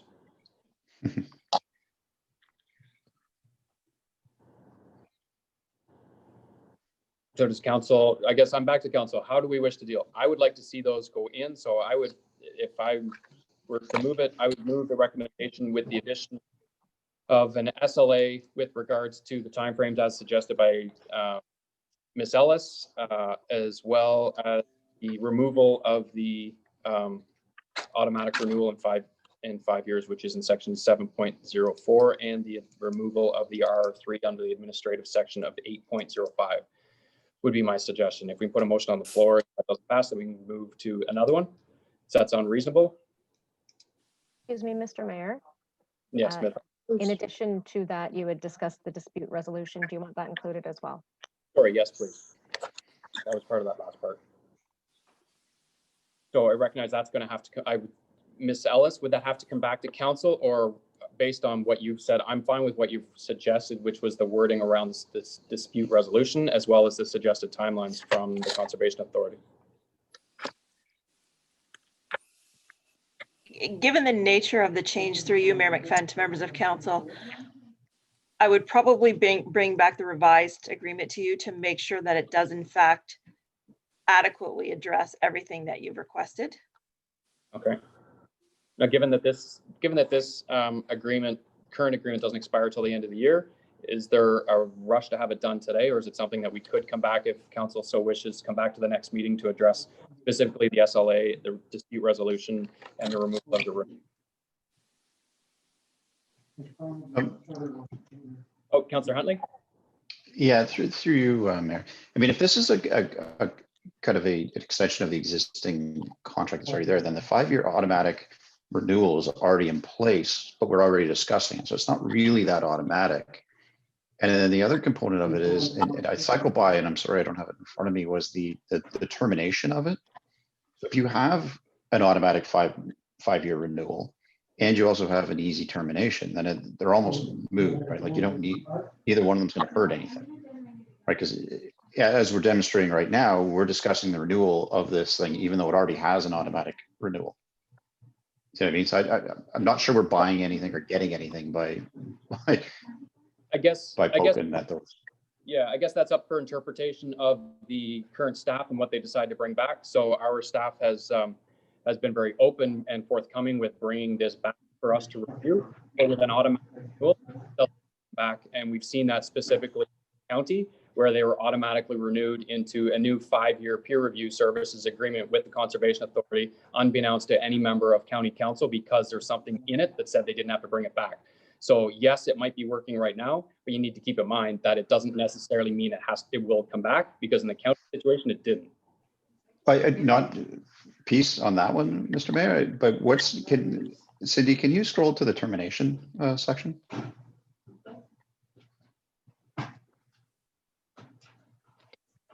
Can you provide the page number in the agenda? No, I wish. Oh, I think I think 7.01 is it. To you, Councillor Huntley. Is there any termination? Yeah, it's section 7.0.2 on page 7 agenda. Yeah, so we can be terminated without clause by either party with a minimum of 180 days written notice. So I mean, if it automatically renews, then we have 180 days to get out of it. Yeah, if I could speak to this, Mayor McFadden, Conservation Authority staff have indicated to me that they put in that automatic renewal to ensure that the township is never left without the risk management official, because we need that person in place to issue those required notices. But as a matter of routine in the township of Cavan Monaghan, in my experience, when we have an agreement that needs to be signed by the mayor and the clerk, we always bring it back to council so that you can pass a bylaw authorizing the mayor and clerk to sign the agreement. Yeah, fair enough. I'm just basing this on experience. At the county, it was signed by the warden and the clerk without any knowledge of the any knowledge of the rest of county council. So I don't know. I'm not comfortable with the auto renewal. I think there's not much sense of having an auto renewal without something specifically that states it will go back before council. But in which case, if it's going to go back before council, it sort of defeats the purpose of an automatic renewal.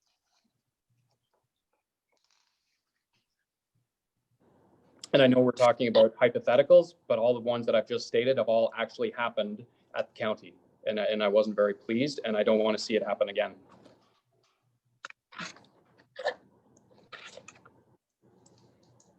Deputy Mayor Graham, sorry, I'm trying to scroll between the screens. Go ahead, Deputy Mayor.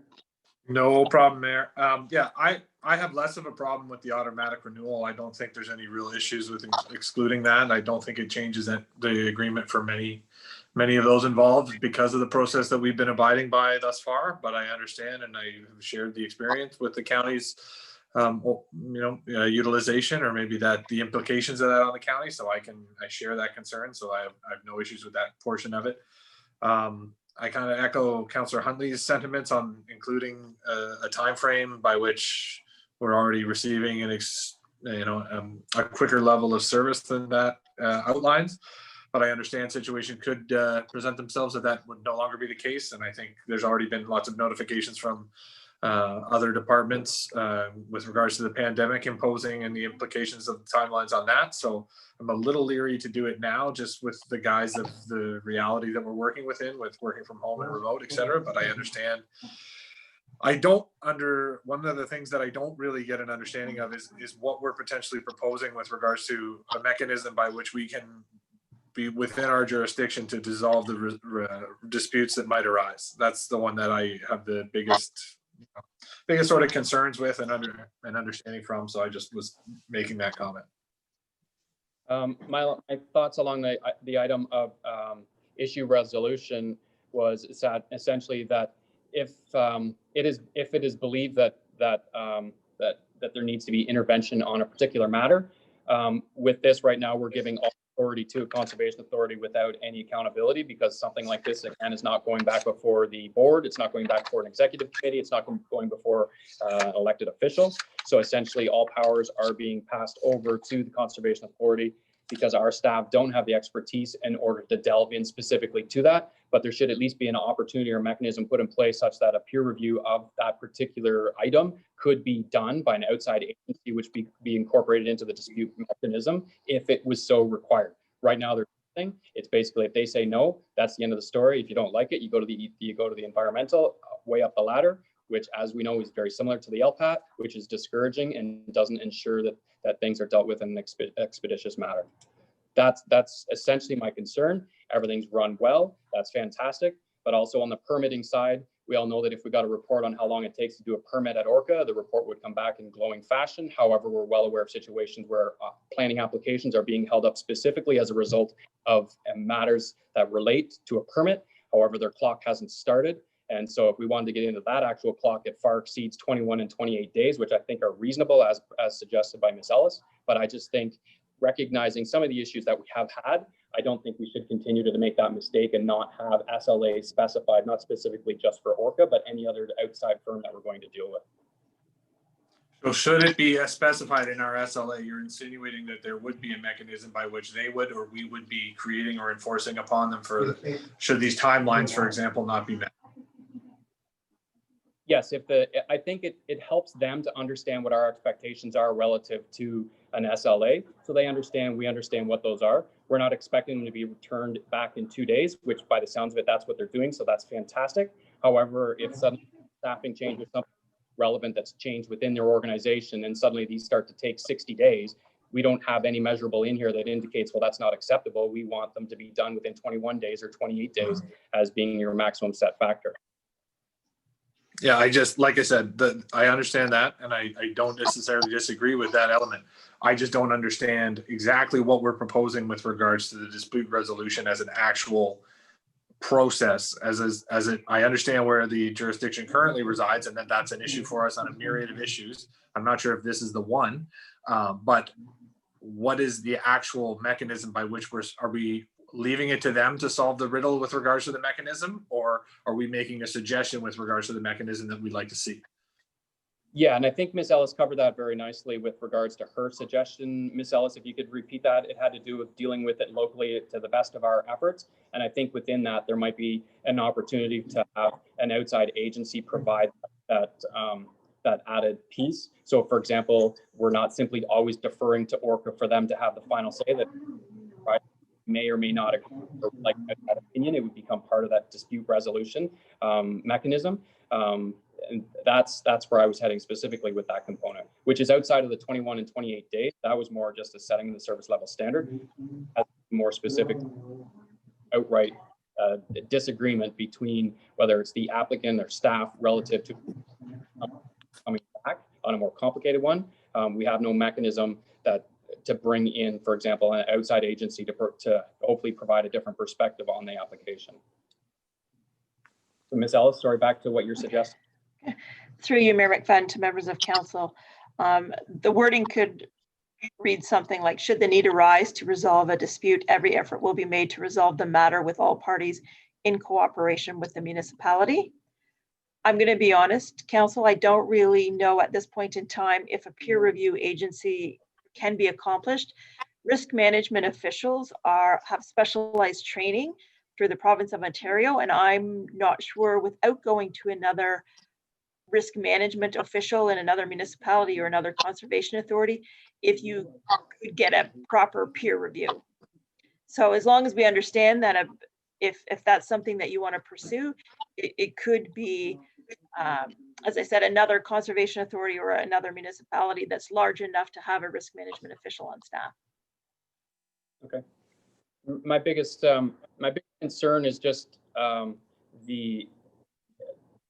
is one individual whose opinion, their professional opinion, is such that an application is no longer moving forward, that essentially we're stuck, and the only mechanism out of it would be to move to the higher authorities, which, as we all know, takes a long time and can be cost prohibitive and can considerably slow down an application. I mean, there's the opportunity to use another risk management official into another jurisdiction, but I'm just looking to having that outlet, so all powers and authorities aren't literally put onto one individual who, at the end of the day, is not ultimately accountable to anyone.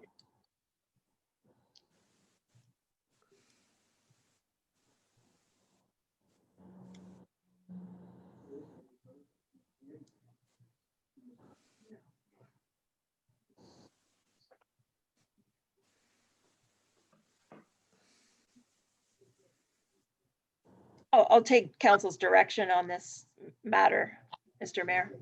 Okay.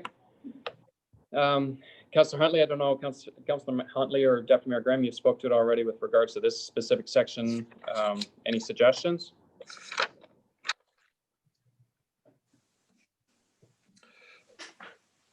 I mean,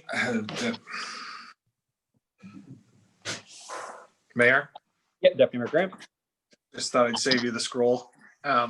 Yeah.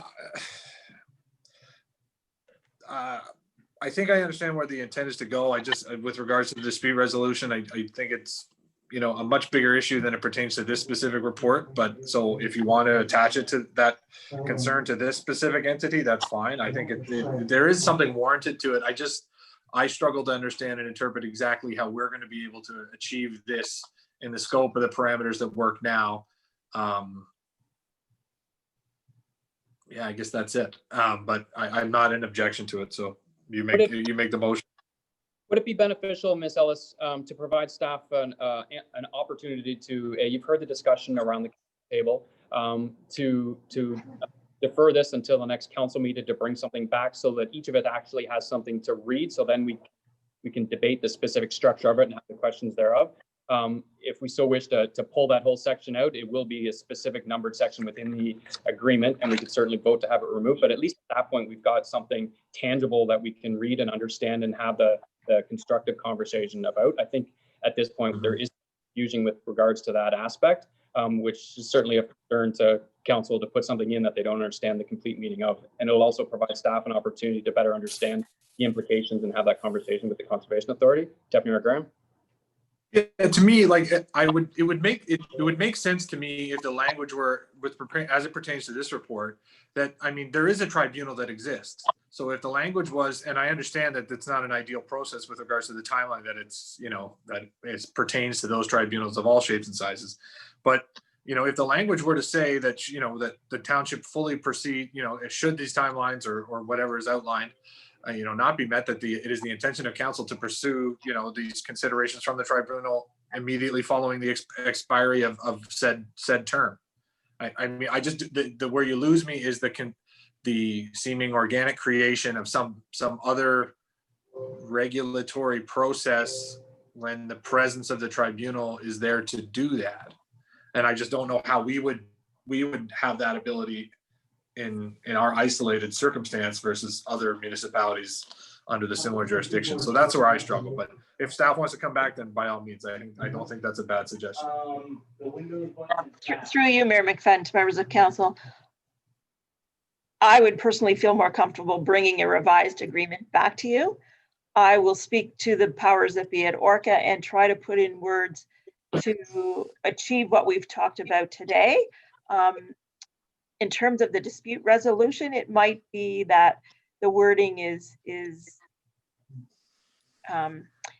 the agreement, but it's not, there's going to be no maybe formal body, but it will be a commitment that all parties will make every effort to resolve whatever issue it might be locally, so that we can work together to achieve the greater good without having to go to an external body.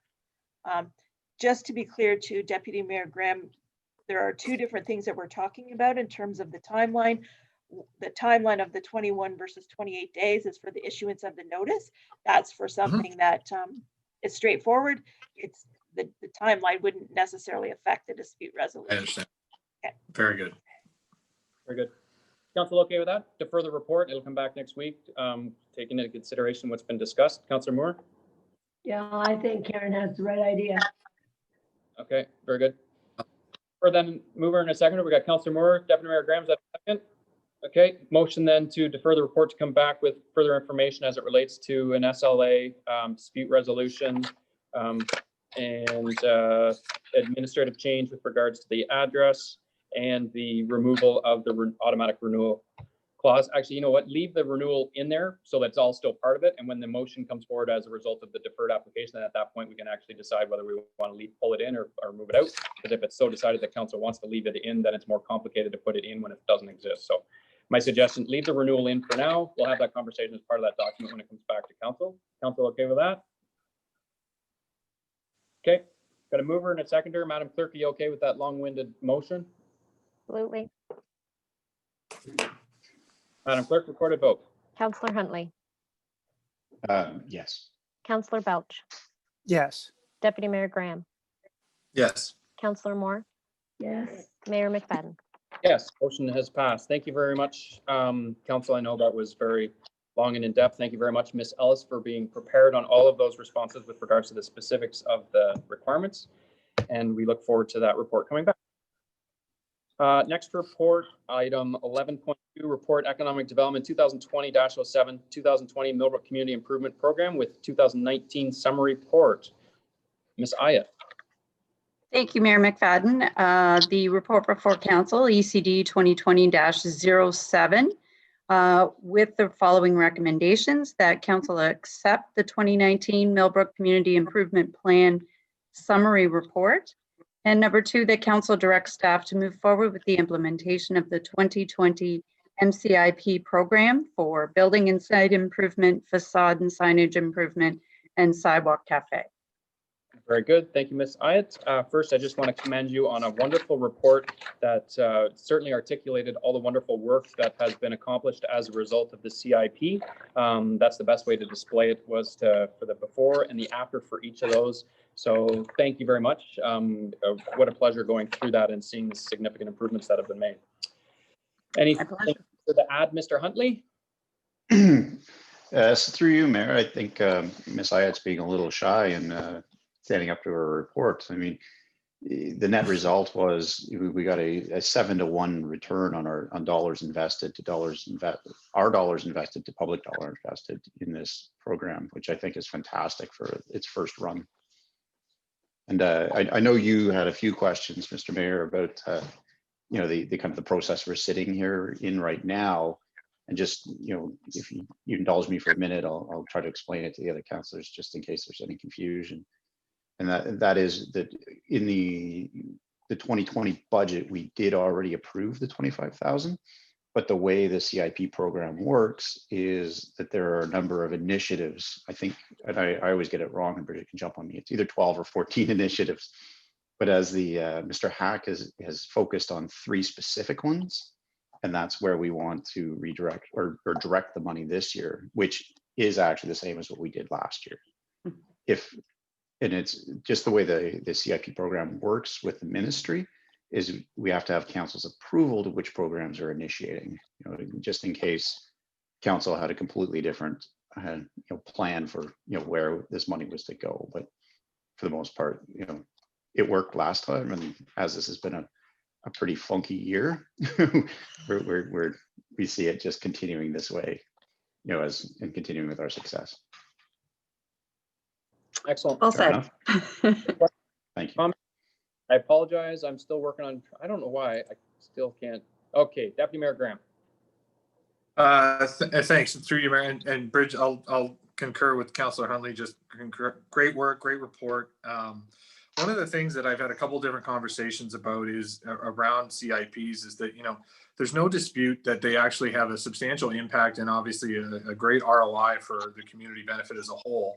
And in some of the investigation that I've been conducting, I think initially these CIPs were designed around targeting specific areas, but I know there's been several examples that I've seen just from doing a little bit of online research, that there are certain circumstances or certain demographics or maybe structures of communities where there are larger overarching areas that are accessible or recognizable in a CIP. So one of the things that I'd like to add to the recommendations in this report is a motion that staff come back to council with a report regarding the creation of a CIP that extends and encompasses some of the urban areas, or sorry, some of the other areas outside of the township, and that maybe there be a consideration that a similar CIP program, potentially on alternating years, allow this sort of same benefit to be capitalized on from different businesses throughout the remainder of the township outside of the village of Millbrook.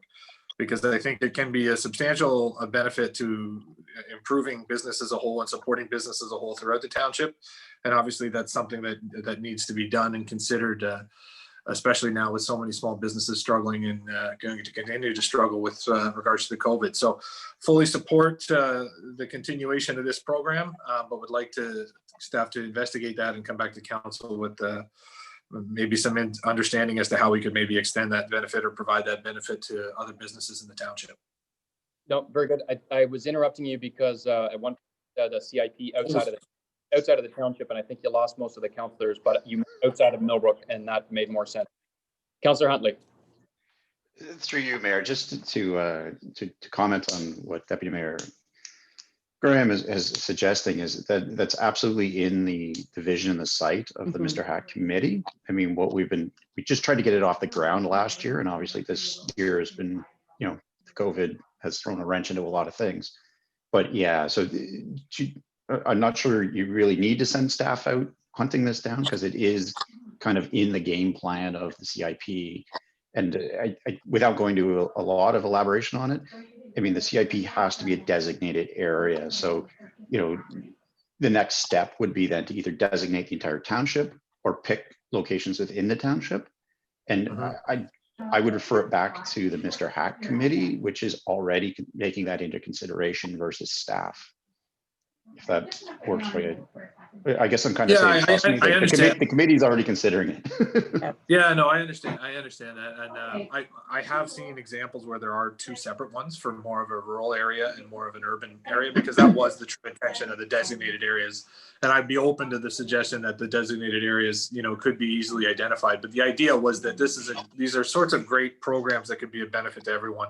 And, it could be encompassed with one or two, I'm not sure, but I think that as it stands right now, it's just, I think it might, there's a service that I've seen served in some of the other examples that could be beneficial to have two separate. But I mean, I'll defer that to staff to come back and make their information or make their recommendation to us on. And I see Ms. Through you, Mayor McFadden, to Deputy Mayor Graham. And I will echo Councillor Huntley's comments that it is within Mr. Hack's vision to see a greater part of the township incorporated. I think initially the CIP, we thought we'd test the waters with just a small area and see how it worked. Obviously, it's been very successful. So to move out to other areas is next on the list. I guess my question would be, are you looking for something that is, I think what we kind of looked at was to look at the hamlets next individually. Is that something you would like to consider, or would you like to see one that's completely township wide? Or is that maybe what you would like staff to come back with a recommendation? Yeah, through you, Mayor. Yeah, absolutely. I would be open to that recommendation. The issue being that I would like it to be more inclusive than exclusive.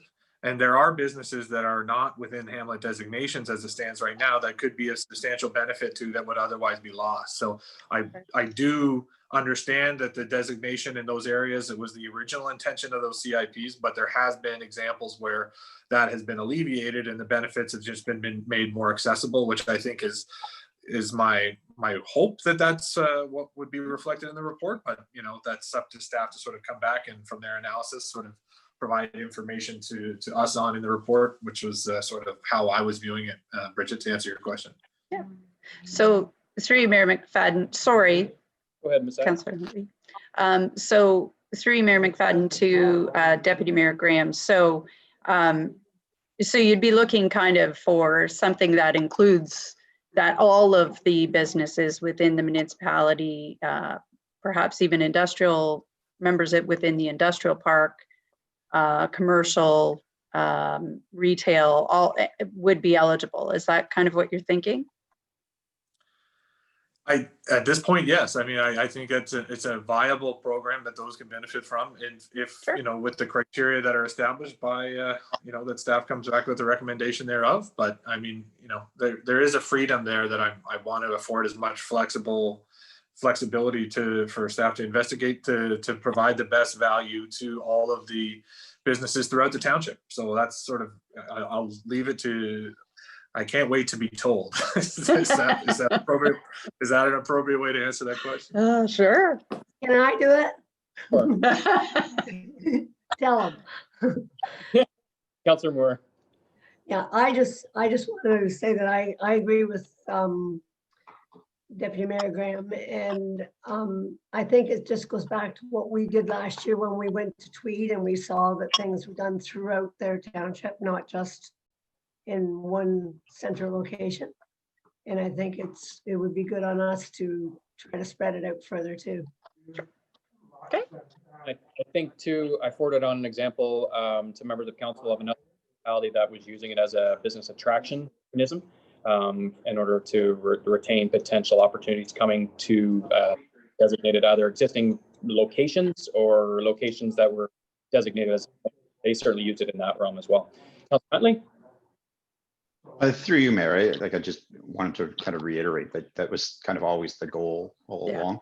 Yeah. And I think, I mean, I'm not sure you're going to send staff away and expect them to come back with. I mean, that's kind of what we're going for. I think the only real question is how do we get there? Because the CIP program is loaded with a bunch of rules and processes and bits and pieces, right? And I think that's more what we'd be looking for is how do we get the improvement area to be township wide, which is what I'm kind of hearing from everybody, versus, I'm not sure what staff would bring back otherwise. I mean, really, they're going to have to bring back the how you make the entire township a CIP eligible area, which would go back to the committee, I believe, which would then come back to council. Like it's just a lot of process in there. But I hear you loud and clear that councillors are looking for something bigger than Millbrook. Ms. Hurley. Thank you, Mr. Mayor. I think if we can just sort of take a look at. We can't hear her. Nothing still. Did you get an email, Christina? I already found it. Try Is that again. better? A little bit. Okay. Sorry, tell me if I'm yelling now, please. Can other staff maybe mute themselves? Because I'm hearing background noise that I don't know where it's coming from. Okay. Is that better? I think so, yeah. Okay, thank you. Good afternoon, everyone.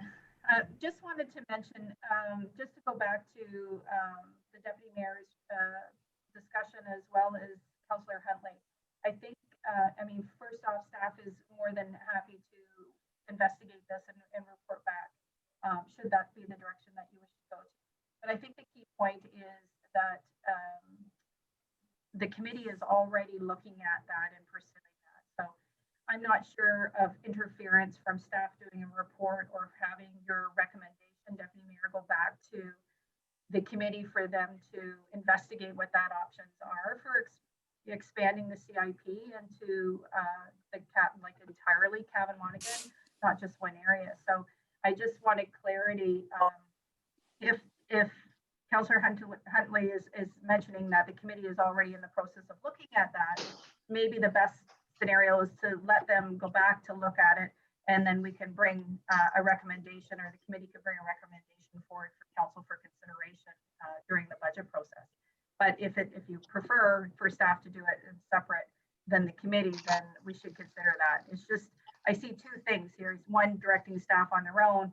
Two, if you refer it to the committee for them to investigate and then report back through. Okay, Deputy Mayor Graham. Yeah, the reason I come back to my initial proposal to maintain it with staff and remove it from the committee is I don't want to. I think there's value in sustaining and maintaining the CIP with regards to the Village of Millbrook as it currently exists. So I don't want to dilute the waters and the good works that are being done there, which is why I was proposing that it be potentially an alternating year by year. One year there'd be applications and funding available for those businesses in the Village of Millbrook, and then the other years it'd be exclusive to businesses outside of that area, because I think that the CIP will be different and could be better structured to the businesses outside of the village. And so that was sort of the sentiment there. I understand that, I understand, and I'm glad to hear that it's being considered. I just, I think it might be better, to be honest, to be exclusive to two separate entities.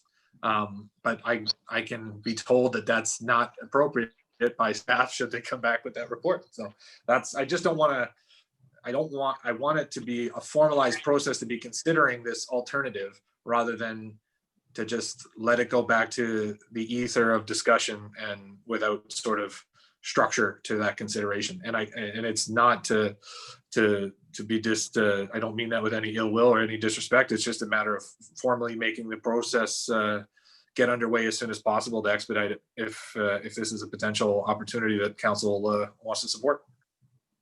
Councillor Huntley, I guess just a question with regards to Mr. Hack's currently looking into it. Do we have an approximate timeline that might alleviate any concerns Deputy Mayor Graham has with regards to this coming back before further discussion? Well, I would comment that, pre-COVID, yeah, there would have been a timeline. But realistically, we only just got the results of what we did in 2019 in the last meeting, which was a big determinant on how we even move forward with the program.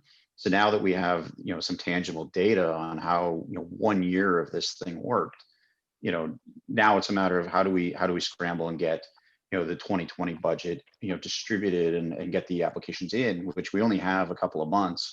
And part of this process, not to go belabor it, is anybody applying needs to go get actual contractor quotes, which is also pretty time consuming. So we're running out of runway in order to get this program up again this year.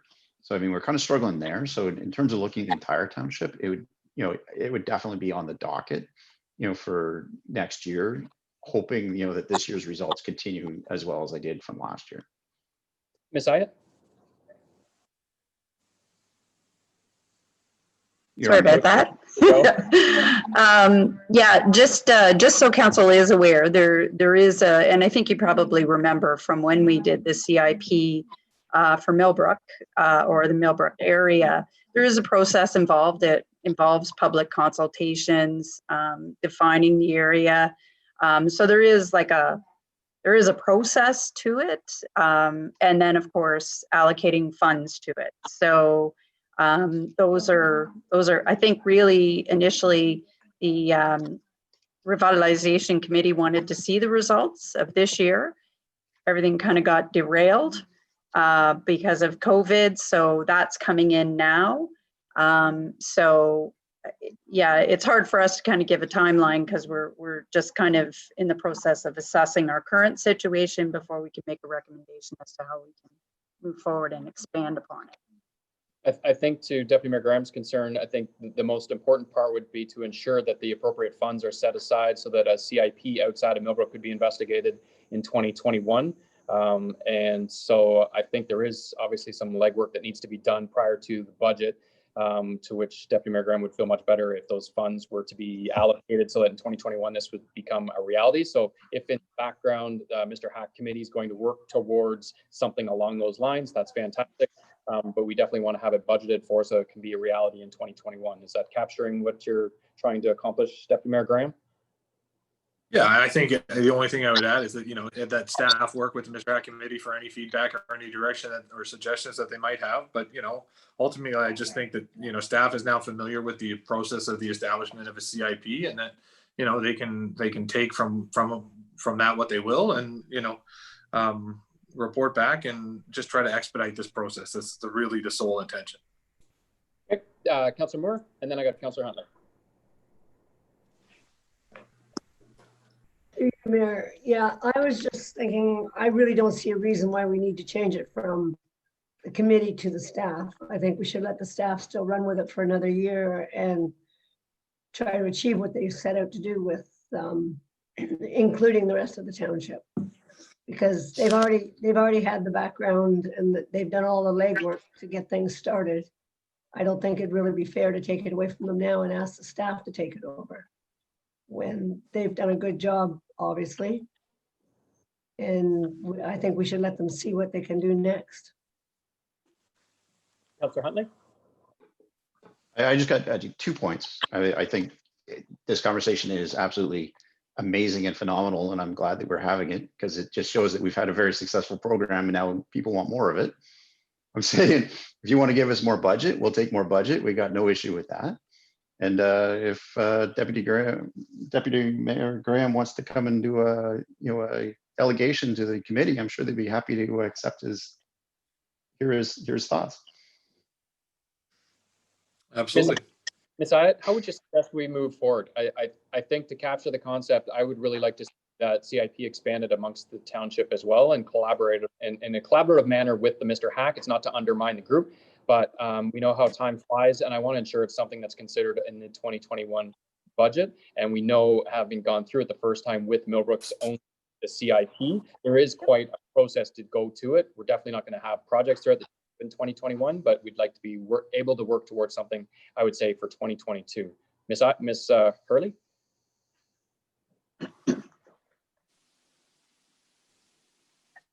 Thank you, Mr. Chairman.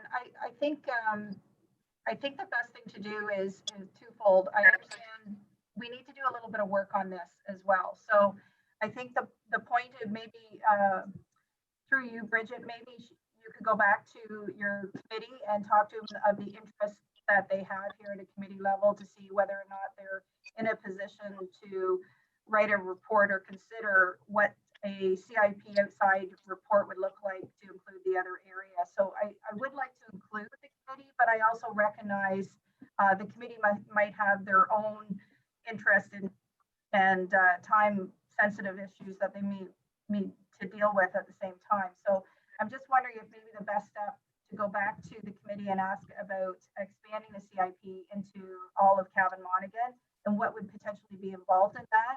And maybe you could come back to council during our budget process, Bridget, and identify what that could look like. And then we can also take a look at the incentives, whether it would be managed through staff or the committee.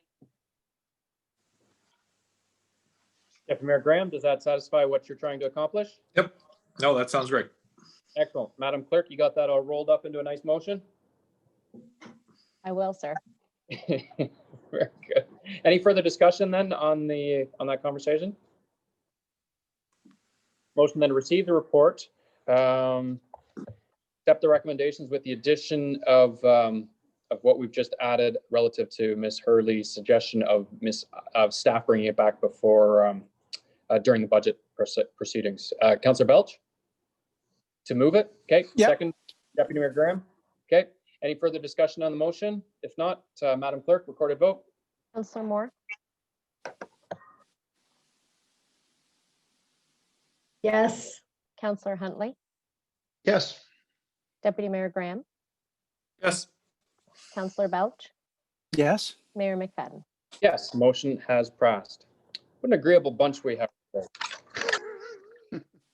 Our next report is item 11.3, Report Public Works 2020-19 Sherbrooke Street Crossing Guard. Mr. Hancock. Thank you, Mr. Mayor. I'm Evan Grieger, our project engineer and work supervisor, has been waiting patiently to provide you the background on this. I'm going to have him lead you through this report. Thank you very much. Mr. Grieger. Good afternoon, Mayor, to you and members of council. Before you can see, it's Public Works Report 2020-19, Sherbrooke Street Crossing Guard. The two recommendations we have before you today is the first one is that council support the implementation of a crossing guard for Sherbrooke Street at the intersection of Longview Drive before and after school crossing times for James Strath and Crestwood, and then staff for the request for implementation onto Peterborough County and Council and Public Works staff, as the Sherbrooke Street is Peterborough County Road 9. Just a little background on this report and this request.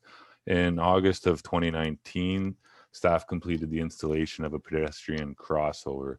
A pedestrian crossover is a new type of crossing that the Ontario government implemented in 2016, and it was intended to be used instead of full traffic lights or crossing guards at certain points where pedestrians have a desire to cross the road.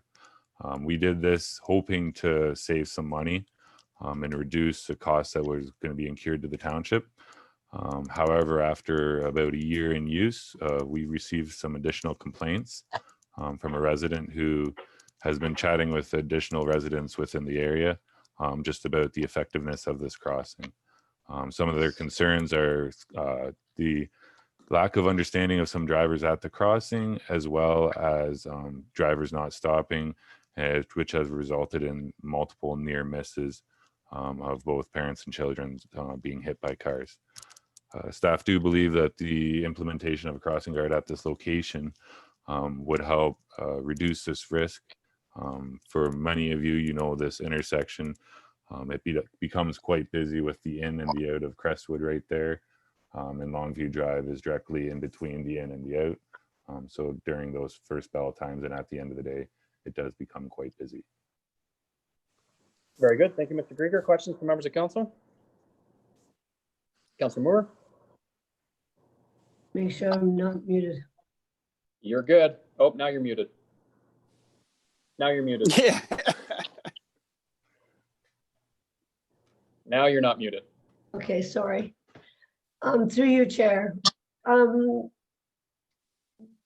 I read further where the police report said that the lights were probably the biggest problem of all, that they weren't noticeable enough. Do you think that that's a probability, or do you feel that it is just a crossing guard? I do believe that maybe the lights could be investigated. I know there was additional comments if we're going to speak to that police report. There was additional comments talking about the possibility of designating it a school zone. As mentioned with my second recommendation, it is a Peterborough County road. So if it was to be a designated school zone, it would have to be a recommendation from or direction from council to county staff. But I do believe that there is a big gap in understanding for drivers around these types of crossovers. They have been implemented in the city of Ottawa, bigger, larger city centers, Toronto, Oakville, Mississauga, London, with success. However, in Peterborough, I myself have witnessed multiple times, not at this crossing, but at other crossings. The one that I referenced right now is the one on Water Street in behind No Frills there by the Harveys. I've noticed multiple times where the lights have been flashing and people still drive through anyways. So I believe that it's just a lack of understanding for just the general public in this area because there are not many of these type of crossovers.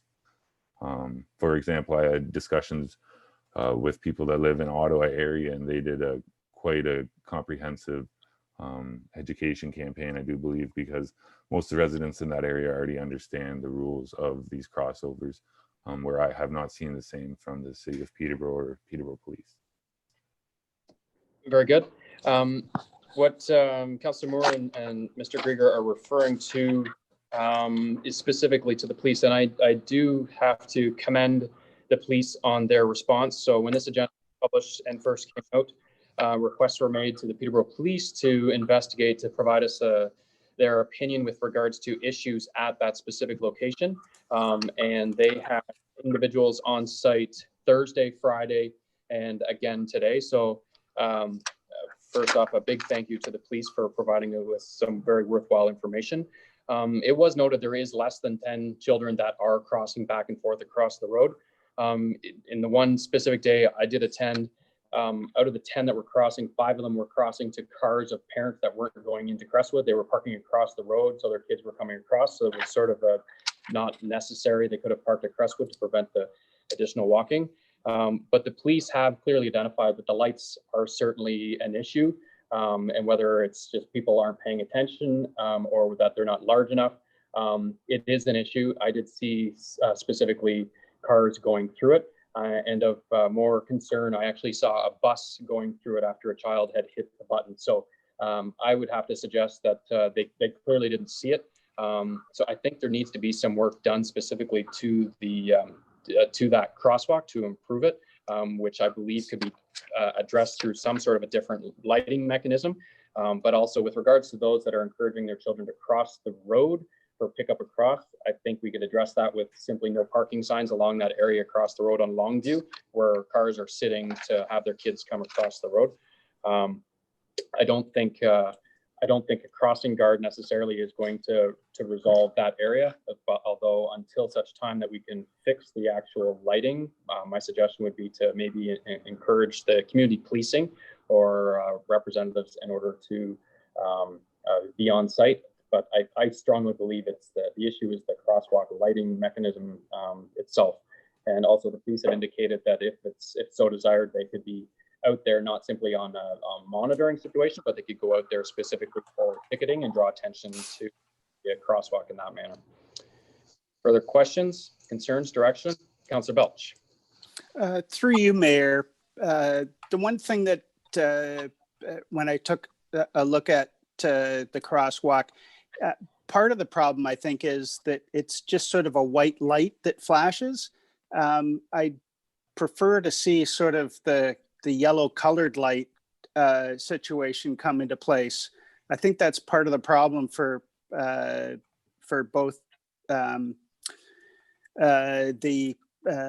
cars that are driving by, that they just don't understand that it's, even though it's got signage there, if it was the colored lights, that they kind of get that that's sort of yellow means caution kind of thing. So that's just what I wanted to pass along. Very good. Thank you, Councillor Belch. We have Deputy Mayor Graham. Yeah, just a question maybe for Evan, if he can weigh in. Just, I think you just maybe I misheard something, so I thought I'd just ask for clarification. But this, I know this is a county road, and you mentioned that it's not designated a school zone. I mean, it's been a school for a long time. I know there's several members among us who attended it, and is that really the case? At this time, there is no the school crossing zone. The school zone is not a designated school zone at this time. Well, I mean, that might be the I think first we've made a substantial investment to already with regards to the. I remember reviewing the installation of this entity, and it's disappointing that there seems to be a lighting deficiency given the substantial investment that it was. But regardless of the motion that comes forward or how council wants to respond to this recommendation, I mean, that seems like a surely easy component to add to the county's docket to sort of say, listen, like, this is an issue. Any additional supports or signage that could be done to improve the safety on this county road would be substantially appreciated as we continue to work to address this. But like I said, it's unfortunate that new things take time to be implemented, and obviously if this is one of the few in Peterborough, it's not surprising that people haven't quite gotten the understanding of what it actually means. So I think the designation of the school zone would probably incorporate or enhance that ability.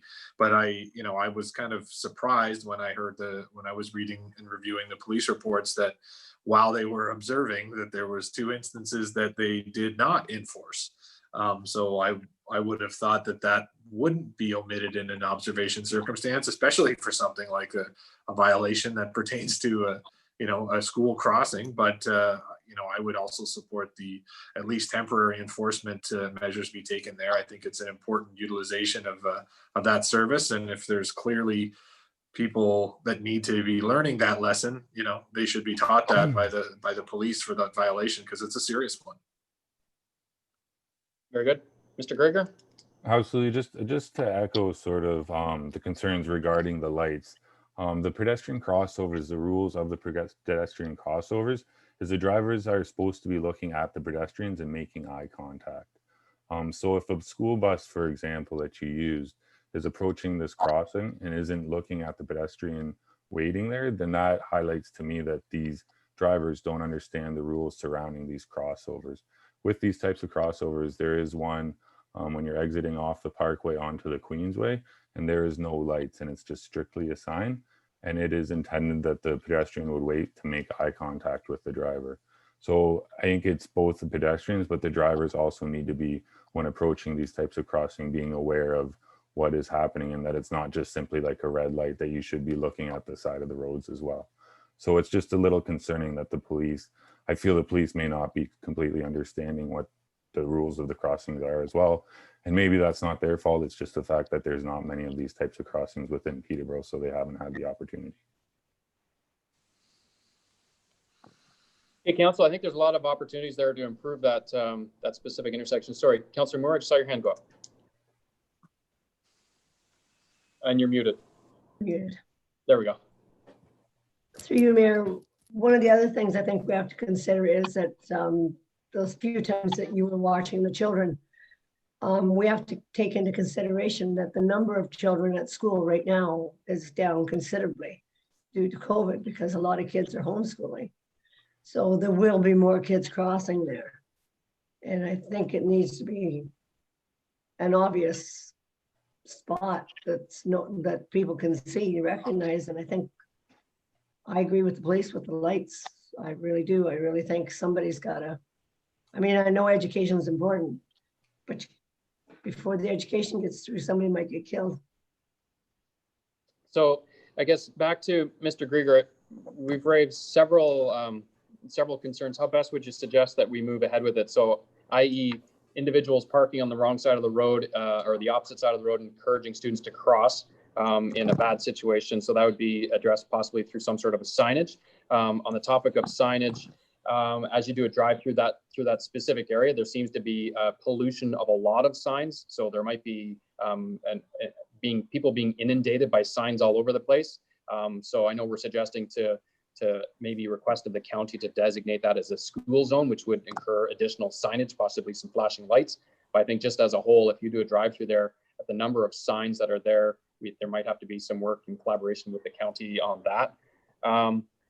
With regards to in the short term, unless council's ready to make a decision today, on the short term, at a minimum, I would suggest maybe a collaboration with our own community policing to see if there's an opportunity to in the interim, until there's something actually put in place, to have community policing provide some sort of crosswalk ability until such time that we can have everything put in place.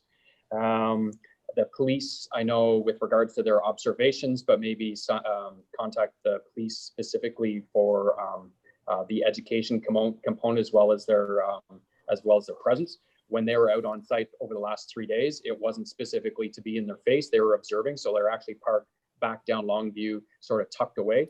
But I guarantee if you put a police vehicle in the crosswalk area that everybody sees, everybody's eyes automatically go to it, and I suspect you'll have more of people observing what's going on. Deputy Mayor Graham, I saw your hand. Yeah, I just, with regards to this and through you, Mayor, is there any engagement or any dialogue with Crestwood from an information of students in this as well? Like if it's a relatively new circumstance, to me, it's important that, we can't educate the drivers everyone that's utilizing Sherbrooke Street.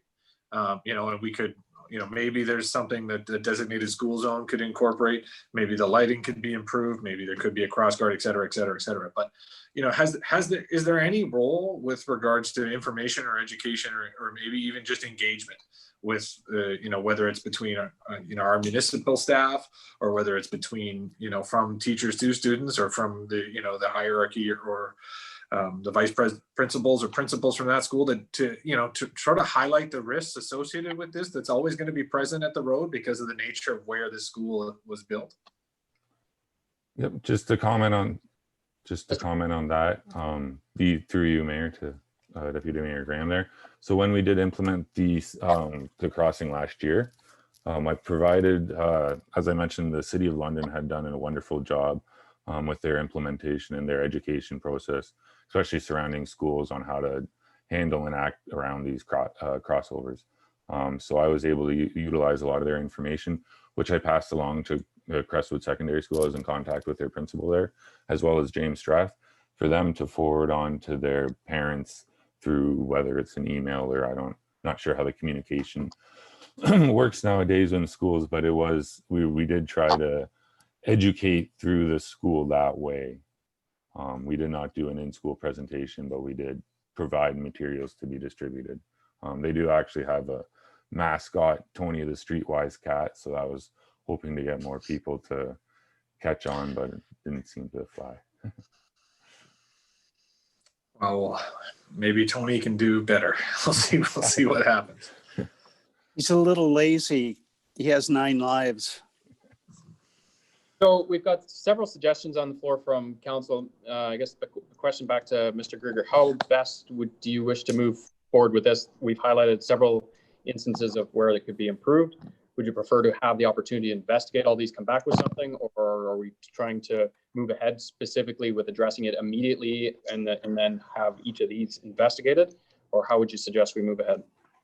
To you, Mayor, my thought would initially, as it is in a community or school designated zone, I would like to go at that right away and have sort of a recommendation go to county council to have that implemented as soon as possible.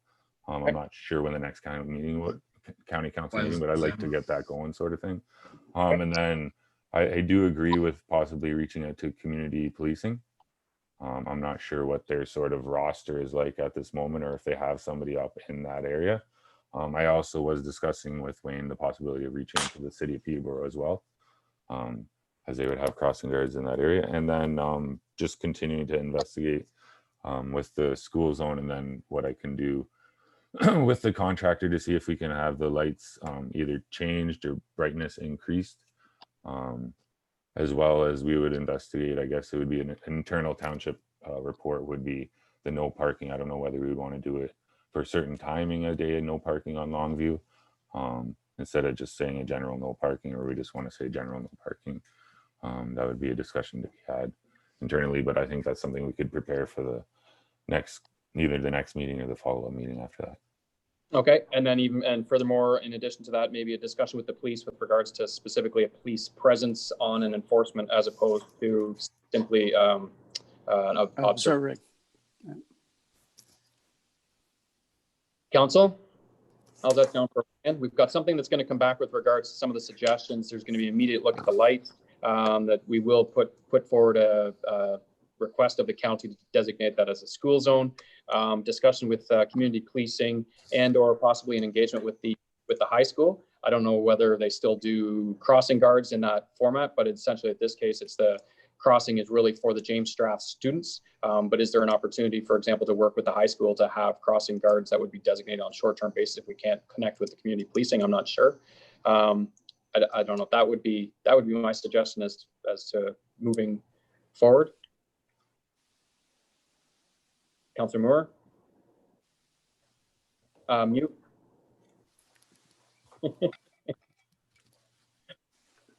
Very good. Through you, Chair, just one thing with the crossing guards.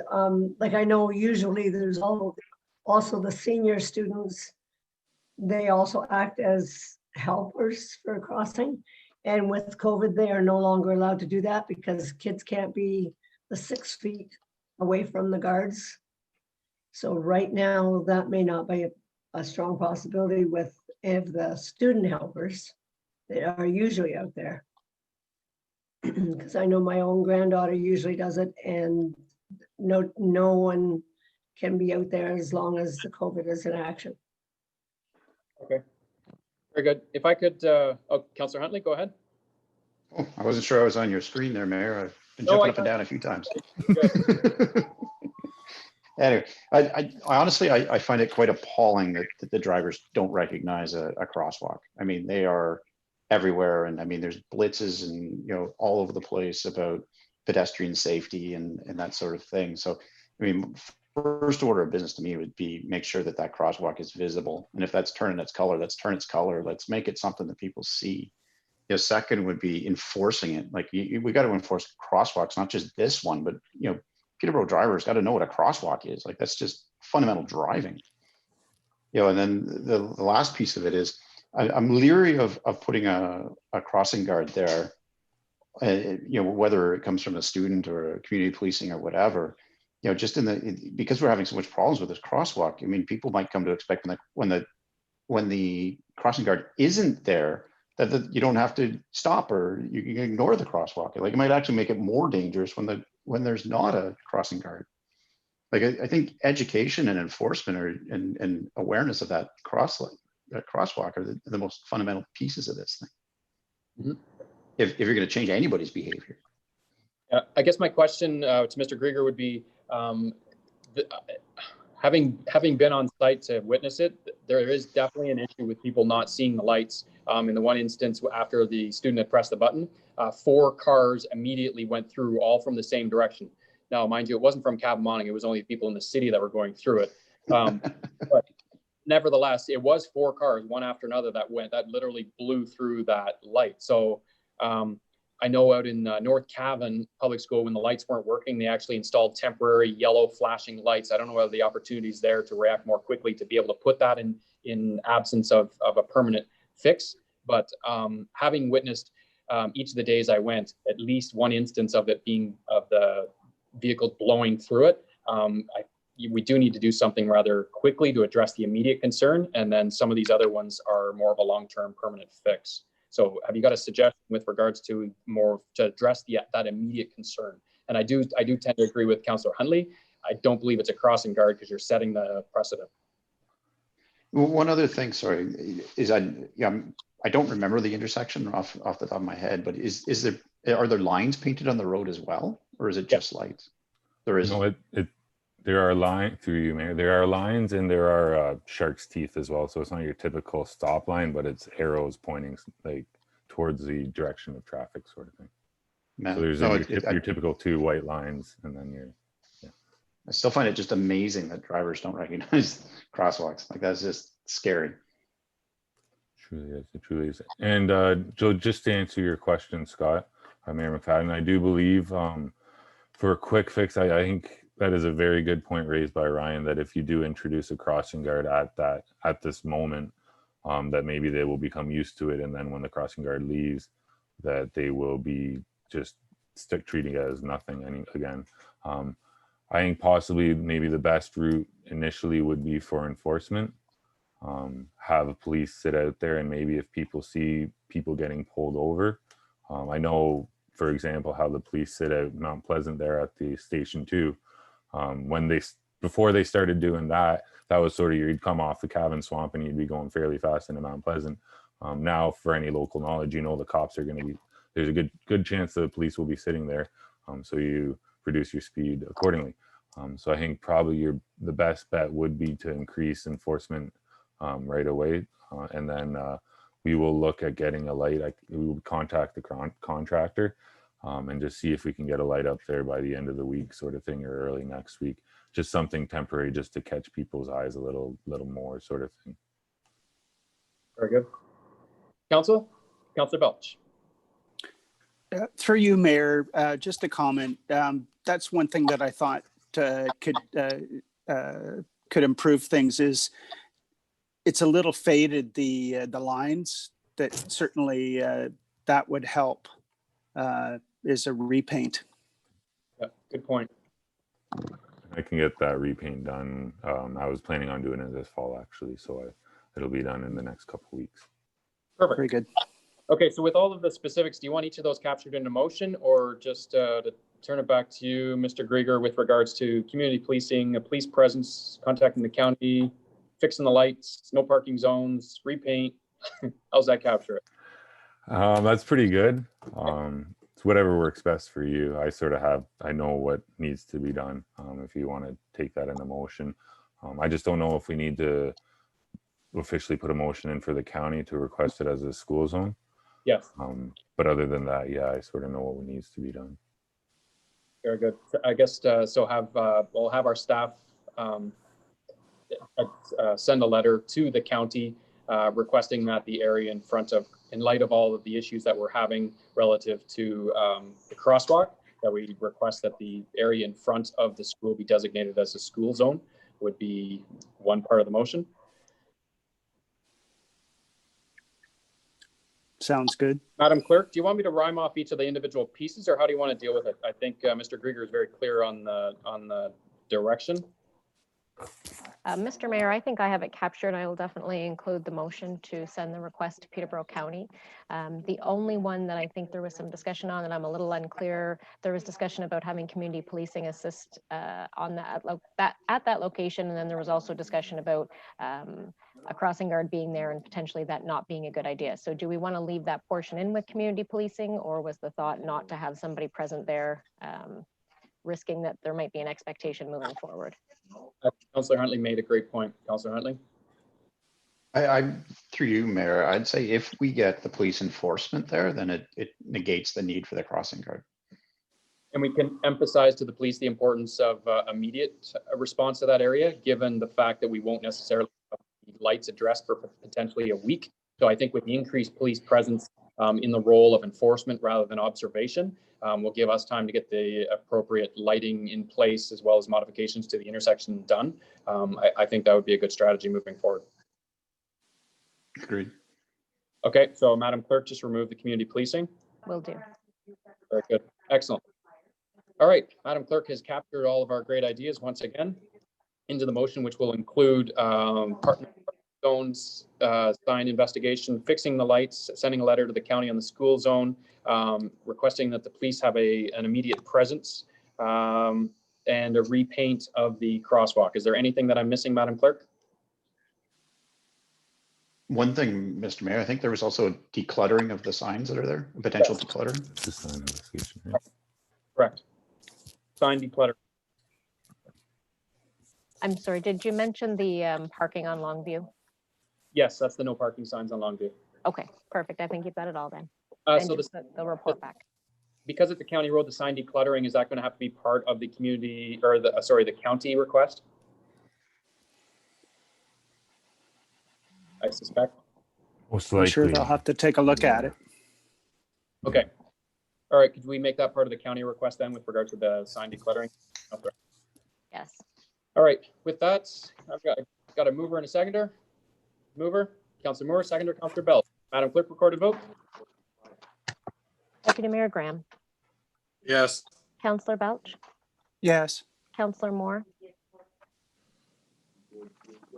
Oh, sorry, Councillor, you're still muted. I think that was yes from her. It was a yes. Thank you. Councillor Huntley. Yes. Mayor McFadden. Yes, motion is approved. Well done, Council. Flipping back to my agenda. Next item, 11.4, Report Public Works, 2020-20 Leaf and Yard Contract Agreement with Woodley Farms. Thank you, Mr. Mayor. Before you is a report with the following recommendations. Recommendation number 1, that council approve a tipping fee of $30 plus HST per ton of material to be disposed of at Woodley Farms as collected by the township's contractor Withers Waste for the spring and fall leaf and yard waste for the remainder of the current waste contract ending in August of 2022. And number 2, staff be directed to enter into an agreement with Woodley Farms for the disposal of leaf and yard waste. And just as background information, council will remember the presentation by Norm Lamont of Woodley Farms, the owner, where he was looking, has been taking our leaf and yard waste and was hoping to enter into an agreement where he would be paid a small amount of a tipping fee. And we first of all, we believe in the use of the material on the local farms. And number two, it certainly cuts down on the travel time for our waste collectors. So we are recommending very strongly that we go ahead with this. Very good. Deputy Mayor Graham. Yeah, I'll move the report and accept the recommendations and thank Norm for his delegation and the Lamas family for all the things that they're doing. Really cutting edge stuff when it comes to agriculture, and we're happy to be a part of all the things that are going on at that farm, specifically in this regard. So, very good. And I got a seconder from Councillor Moore. If I could suggest, maybe given that we're going to move ahead and it's a local resident providing a fantastic service for our community, if we could maybe send along a letter to the County of Peterborough outlining that we are going to be participating in this program with the suggestion or recommendation that they give consideration to providing the leaf and yard waste to this program as well. At least bring it before County Council for consideration, especially given the budget implications that it would have. That'd be my only addition to that report, if Council would so indulge. Okay, so that's okay. Okay by the Deputy Mayor, Councillor Moore. You're okay with the perfect. All right, very good. Any further questions, comments on the report? If not, then Madam Clerk, recorded vote. Councillor Belch, Yes. Councillor Moore, You've got it. Yes. Why do you keep just touched turning it, it off? Kathy. No, there we go. There you go. But now it's saying mute. No, you're right. No. Well, you're good yeah, now. it's telling you that you've muted it, but I don't want to be mute. Councillor Moore, What time is it? Yes. Deputy Mayor Graham, Yes. Councillor Huntley, Yes. Mayor McFadden. Yes, I think I counted 7 votes on that one. Regardless, motion passed. It was unanimous. 2 from me. Votes. All right, our next up, report 11.5, report CAO Parks and Facilities 2020-06, Event Liability and NFP Community Group Insurance Program. Melissa, you on the line? There we are. Welcome, Melissa. Hi, thank you, Mayor McFadden, Deputy Mayor Graham, and members of council. Report 2020-06 is before you today. The recommendations are that council amend bylaw number 2020-03 as amended to include within the recreational services section the rates for user liability insurance through the Event Liability and NFP Community Group Insurance Program offered through Marsh Canada Limited. That council approve implementing a user facility liability insurance program for all user groups and individuals renting a facility of the Township of Cavan Monaghan. Very good. Thank you very much, Melissa. I must commend you. You have the largest 50,000 square foot private office of all members of council and staff included. Are there any questions for Melissa? Deputy Mayor Graham. No, I just want to thank you, Melissa, and I know that our clerk was involved with this as well. This is going to be a great policy to really alleviate some complications that I know a number of users were facing and were unaware or unreally willing to be able to have the opportunity to solve in order to continue their rentals and programs. So I just want to thank you. I know it's appreciated, and it's going to make a lot of groups be able to participate that potentially couldn't. So thank you very much on behalf of them. Excellent. Yes, congratulations. Any other questions? And I'll make that motion. Councillor Belch. just wondering, what's it costing us? So it's the township pays out $1,000 to Marsh, and we collect that back through the insurance that's charged to the customer. And anything after $1,000 is remitted back to Marsh. So it really, when we make our money, it doesn't cost us a thing. Okay. Very good. Okay, can I get a motion then to receive that report and accept the recommendation? Matthew already did. Did I get a mover? Yeah, Okay. one. Seconder. Oh, it's insurance. Seconder now too. Any further comments? Councillor Huntley? Oh, I'm seconding it. Okay. All right. Madam Clerk, recorded vote. Councillor Belch, Yes. Counselor Huntley, Yes. Deputy Mayor Graham, Yes. Counselor Moore, Yes. Mayor McFadden. Yes, motion has passed. Thank you very much, Melissa. Moving along, now we will go into item 11.6, report CAO 2020, report and capital project status. Ms. Hurley, any questions from members of council? I have a question for Wayne on the 2020 capital budget water wastewater review process that's currently in the works with Watson and Associates. Mr. Hancock? You've got Kathy's mic on right now. I have Kathy's mic on. Yes, Mr. Mayor. Thanks. My suggestion, given that we're currently proceeding through the water and wastewater rate review as part of that analysis, recognizing the concerns that have been raised by residents and businesses within the Millbrook area, my suggestion would be to involve the community as part of those discussions.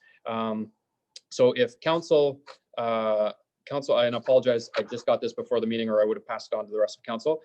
Essentially what I'm requesting is that we form a committee of users within the Millbrook water wastewater area to involve them in this rate setting process. So working with Wayne and Kimberly, we did construct a motion, if you are willing to listen, where staff has commenced the updated water and wastewater rate study with Watson and Associates Economists Limited to establish the next 5-year schedule of water and wastewater user fees and charges effective January 1st, 2021, and where council would like to receive input from users of the water and wastewater system during the current rate review study.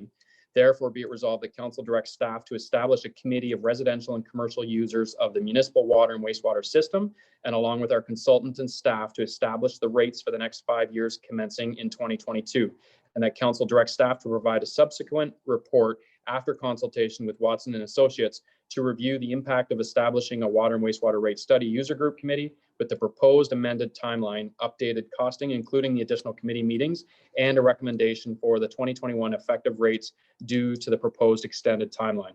So essentially what that's to do is, given that the rate study is currently underway, which will cover the balance of the next 5 years, I think it's critical that we as council encourage and permit the residents and the businesses partake in this discussion, given the contentiousness of the topic. That is what the essence of the motion is. If you've got questions, I will defer to Kimberly and Wayne, who have been most helpful in trying to recognize that opportunity. Councillors? They need to understand why the rates are the way they are. So better to include them in this, especially if you include the ones that are the loudest and not understanding.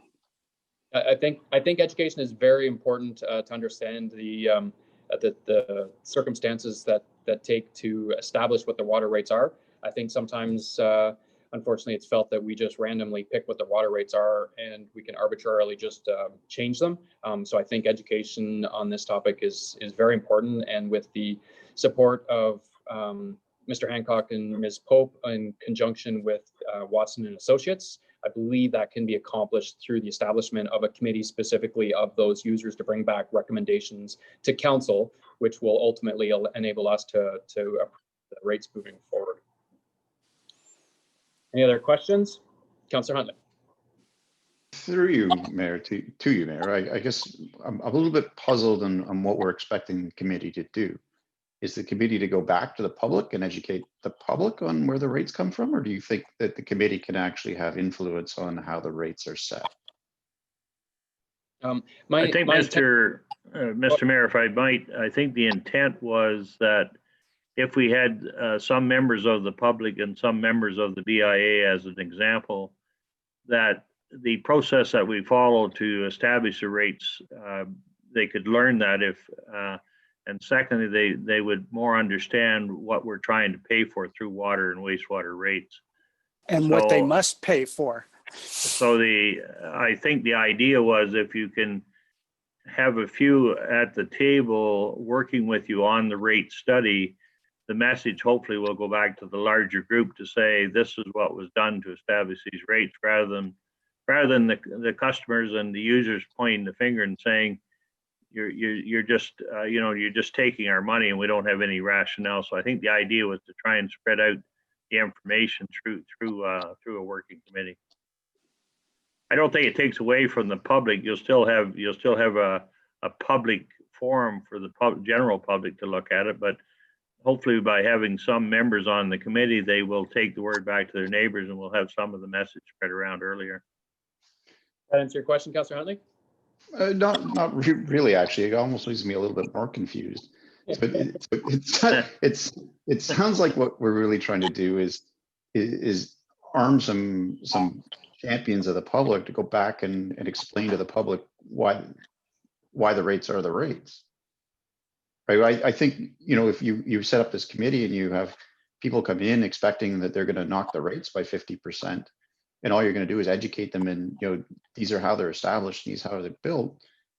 I'm not sure the person coming in would really feel they got, I don't think that's what they signed up for, right? So I think we have to, if we go forward with this committee, I think we have to be crystal clear on what it's going to do, right? Well, I would expect, again, through you, Mr. Mayor, Councillor Huntley, that we would establish the terms of reference for the committee members, and hopefully they would understand that we are here to set the rates going forward for a 5-year term and not mislead them into thinking that we're going to be able to do a wholesale change in the way we do business. That's not our intent at all. I think this is I think I need the term of references before I can, agree to a committee of that sense. Like I agree in principle. I think it isn't clear to me exactly what you're expecting the committee to do, other than to educate other people in the public. I think the intention, and apologies for bringing it forward at what seems like a last minute. I think what we're trying to capture was a conversation with which I've had with Yvette and Wayne and Kimberly, outlining the concerns of residents as it relates back to the water and wastewater rates. That being said, we currently have the water and wastewater rate study taking place with Watson and Associates. So the reason for bringing this forward is to try and incorporate this as part of it, because if we continue with this water wastewater study, which will set them for the next 5 years, then it's pointless to actually have any sort of committee after the fact to explain, because they're not going to have any impact on what the rates are if we've already approved what the rates are. So it was to trying to make it part of it. I understand your concern relative to the terms of reference for this committee, and that does have to be set. But I think the education component, we tried the one evening, ask whatever your questions are of the consultant in the evening, live streamed and all of that.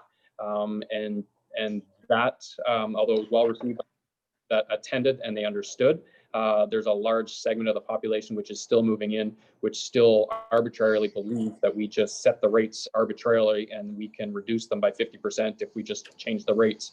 So there's that education component left, and I don't think it's going to be accomplished simply by doing another evening event. Ms. Hurley? Thank you, Mr. Mayor. Through the council, just for clarity. Can't hear. You can't hear me still? Can't hear you. I'm up as much as I can without yelling here, so I It's better. apologize, council, for the technical challenges I seem to be having again with my laptop. Again, what I'm trying to say, why we had to bring this before you today, should you consider us drafting a terms of reference and reporting back to you on the details of that terms of reference. The concern that we have at staff is we're already under the process of doing our water wastewater review with Watson, and that has to be completed by January.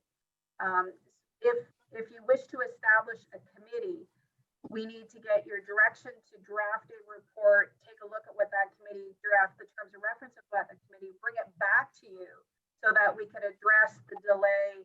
Because of right now, if we continue down this road, one, we would have to adhere for January. If you want to, we would put a recommendation in there that we potentially defer the water wastewater rates to allow you to establish more involvement with your community. A committee being that one way of involving and having more feedback with the committee. But we haven't done the terms of reference yet. We need a direction of council to consider that and draft a report and get it back to you. So what we're talking about doing, and correct me if I'm wrong, Wayne, is the next council meeting that we would come back to you for consideration, because we need to deal with this now because of the timeline.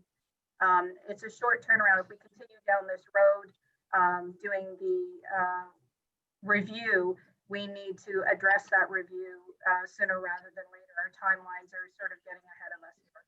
So if council wishes to have more involvement, a committee being the one that is being suggested by Mayor McFadden, then we need to look at that, draft what those terms of reference would be, bring it back to you at the next meeting for your consideration and discussion on that. Very good. And I think that addresses Councillor Huntley's concern. You'd have your terms of reference coming back at the next meeting, which works totally fine. Deputy Mayor Graham, you've been very patient. Go ahead. So I just want to make sure I understand exactly what the committee, I share some of Councillor Huntley's concerns. Is we're creating a committee of council, or just as a committee to provide insight into the consultant with regards to the creation of this report? Because to me, terms of reference sounds fairly formal for what we're actually doing and trying an alternative way of actually just engaging people to understand and hear exactly what we are very well and all aware of, and have invested tens of thousands of municipal dollars to try to investigate with a professional consultant who does this for a living, how to find ways of potential reductions, and we have been unsuccessful in doing so. So I completely agree with Councillor Huntley's point. I'm happy to have more of these public meetings till the cows come home if people feel as though they've been left out of that process, and happy to stand there and explain to them as we have done before. I completely agree with Councillor Huntley in that the expectations of this committee and their engagement, and I want it to be very clearly done. And I just don't know if formation of a committee is the right mechanism to do it. I would assume that in engaging the consultant that there would be opportunities for public input, but maybe I'm misinterpreting what's actually being done here. But I think to speak to that, I think you can hold the public meetings, but I think the fundamental problem is this is not something that's going to be captured in an evening or 2 evenings or 3 evenings, and to suggest that you're going to engage the community as a whole into a series of informational sessions which explain the beginning to the end of why we're where we're at is not going to happen. So I think in order to get some buy-in, you need, that's the whole point behind it, is to educate them, number one, before you move on to part two. That would be the only question. The only concern is they don't have that opportunity. And Mayor, I completely agree with that exact statement. But where I branch off or go down a different creek, so to speak, is that, you know, with regards to the education and communication of this, to me, that is not the role of the committee. That is a bit of a deficiency of council and the municipality as a whole to clearly communicate and provide access to clear information and some summation points about the full context of this issue. That was the case during the presentation with the consultant, and I have complete respect and understood exactly what the consultant was coming from.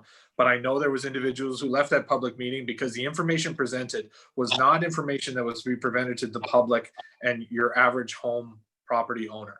It was information more at a council level of individuals from a staff report, not appropriate for a public meeting.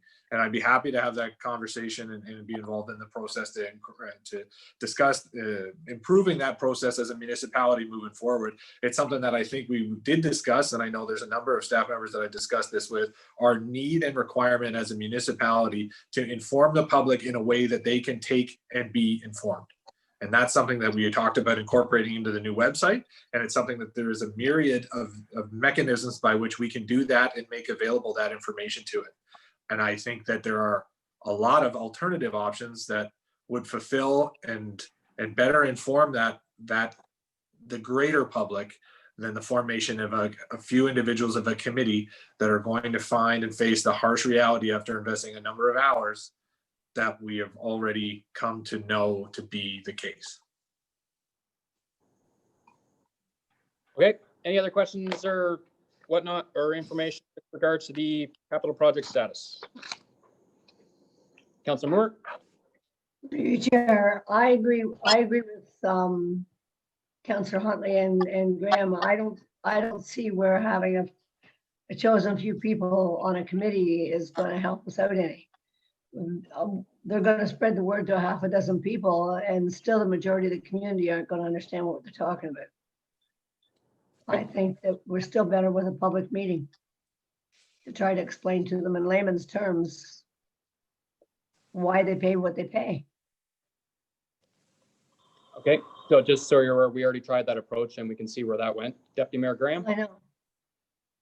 Well, what we could do, I mean, maybe what could be provided in the way of direction is that as a part of this, of Wayne's process, is that if you wanted to engage in a number of individuals to actually discuss the education process or the communication process by which we've attempted to communicate the realities of this circumstance when it comes to water, wastewater rates, then to me that would allow them a beneficial lens to provide to the information that we're trying to disseminate and make very clear and digestible to people. So if you were going to form a committee of individuals to discuss as to how we can better address and communicate the complexities and the legal and the legislative implications of how complicated the water, wastewater rates are, then you would have my full support in engaging the public as to how we can do that, because clearly it's something that we haven't been able to do well in of ourselves, but maybe we're not involving the right group and how we're communicating that. But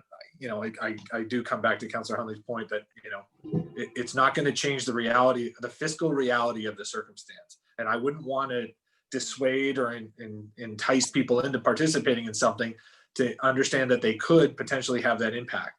And I think it's more on us to help engage those individuals to help us better communicate to all those ratepayers that are affected by this and trying to overcome this and understand this. And that to me makes a lot more sense. Councillor Huntley? Thank you, Mayor. I think Deputy Mayor Graham is onto something there. And I think, if we can engage somebody or some firm even to come up with a package on how to, simplify kind of the whole process and where the rates come from and how it works, and run that by a panel of people, not necessarily a committee, to get public feedback into will this suffice on a bigger scale, and make that available on our website that we can point to people to and say, here's all the reasons, and not in the tough technical terms and not in charts that you need PhDs to understand, but into a much more digestible form of a presentation to educate people. I think that's what's required. The education is totally required. And I'd hate to see people misled to think if they joined a wastewater committee that, they could drop the rates, when all you're really going to do is show them that the rates are built the way they're built because of the way they are. So anyway, I'm curious to see your terms of reference on this thing, but I honestly, I think a panel of people put together to help build an education package is probably, dollars better spent. Well, I would suggest that we don't have the support to move ahead with a task force. So I would suggest that between those that want to do it a different method, I would either suggest that you bring forward a motion or you put your minds together and you bring something back at the next meeting, cognizant of the fact that we already have a wastewater rate study underway, well on its way, that's going to have rates returned by January 1st. And I think that's fair, Mayor. I think if we tried to delay the work that the Watson Associates is doing, and we're just going to incur more costs as they delay that report. So I think we let that report come forward the way it would normally come forward, and we prepare ourselves and arm ourselves with a much better education package to go alongside it, rather than delay anything. And if you don't need something put together for that, then I'm happy to participate in that, but I don't see the value of a committee. Deputy Mayor Graham? Yeah, I'm happy to take that responsibility on and work with Councillor Huntley. We can either myself or Councillor Huntley or the combination of us can report back to the next council meeting. No problem. Excellent. Okay. Motion then to receive the verbal or the capital project status. Deputy Mayor Graham and Councillor Moore. Clerk, recorded vote. Deputy Mayor Graham, Yes. Councillor Huntley, Yes. Councillor Moore, Yes. Councillor Belch, Yes. Mayor McFadden. Yeah, motion has passed. Council committee verbal reports. Councillor Belch. Nothing to report on at this point in time. Very good. Councillor Moore. Nothing at this time. Very good. Deputy Mayor Graham. We had that meeting of the Millbrook Valley Trails Committee last week. There's been a number of things discussed. It was quite a lengthy meeting. One of the things that is of specific concern is that there's been a few issues with obviously signage destruction, but also, littering with regards to the amount of traffic that we're seeing on the trails, but also some improper usage of individuals potentially armed in pursuing game. So we are working on our signage process to ensure that we do reflect all of the appropriate usages of the trail network and the various properties, because not all of the properties that the trails traverse are municipally owned. Some of them are controlled by the MNR, and there are other Orca lands as well. So there's a myriad of individuals involved. So we just urge people to, if you're going to be engaging in any sort of usage, make sure you do your due diligence and understand what's appropriate and where that boundary is, because it's not always straightforward.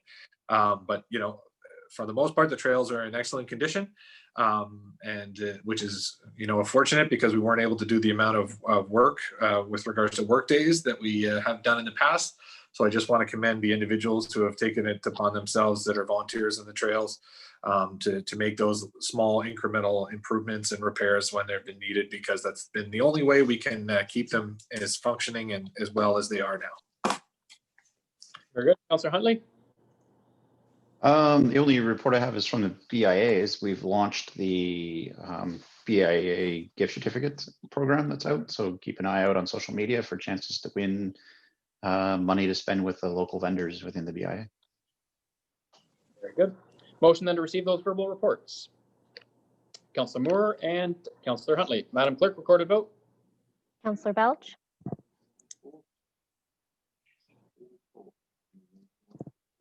Councillor Belch. Just Yes. thinking about it. Thank you. Councillor Huntley. Yes. Councillor Moore. Yes. Deputy Mayor Graham. Yes. Mayor McFadden.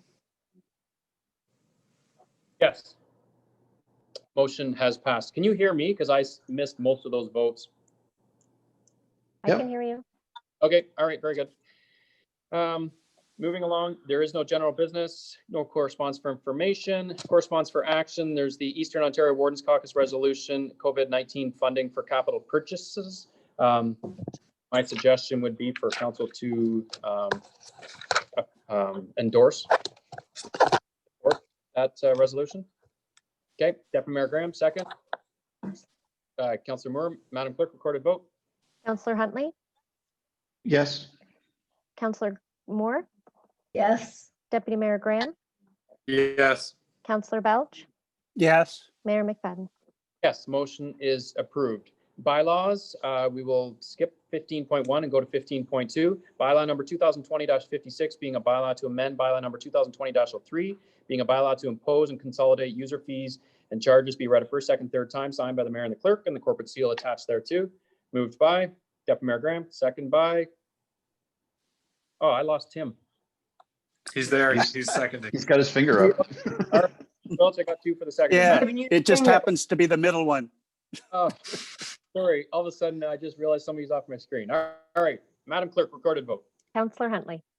Yes. Deputy Mayor Graham. Yes. Councillor Moore.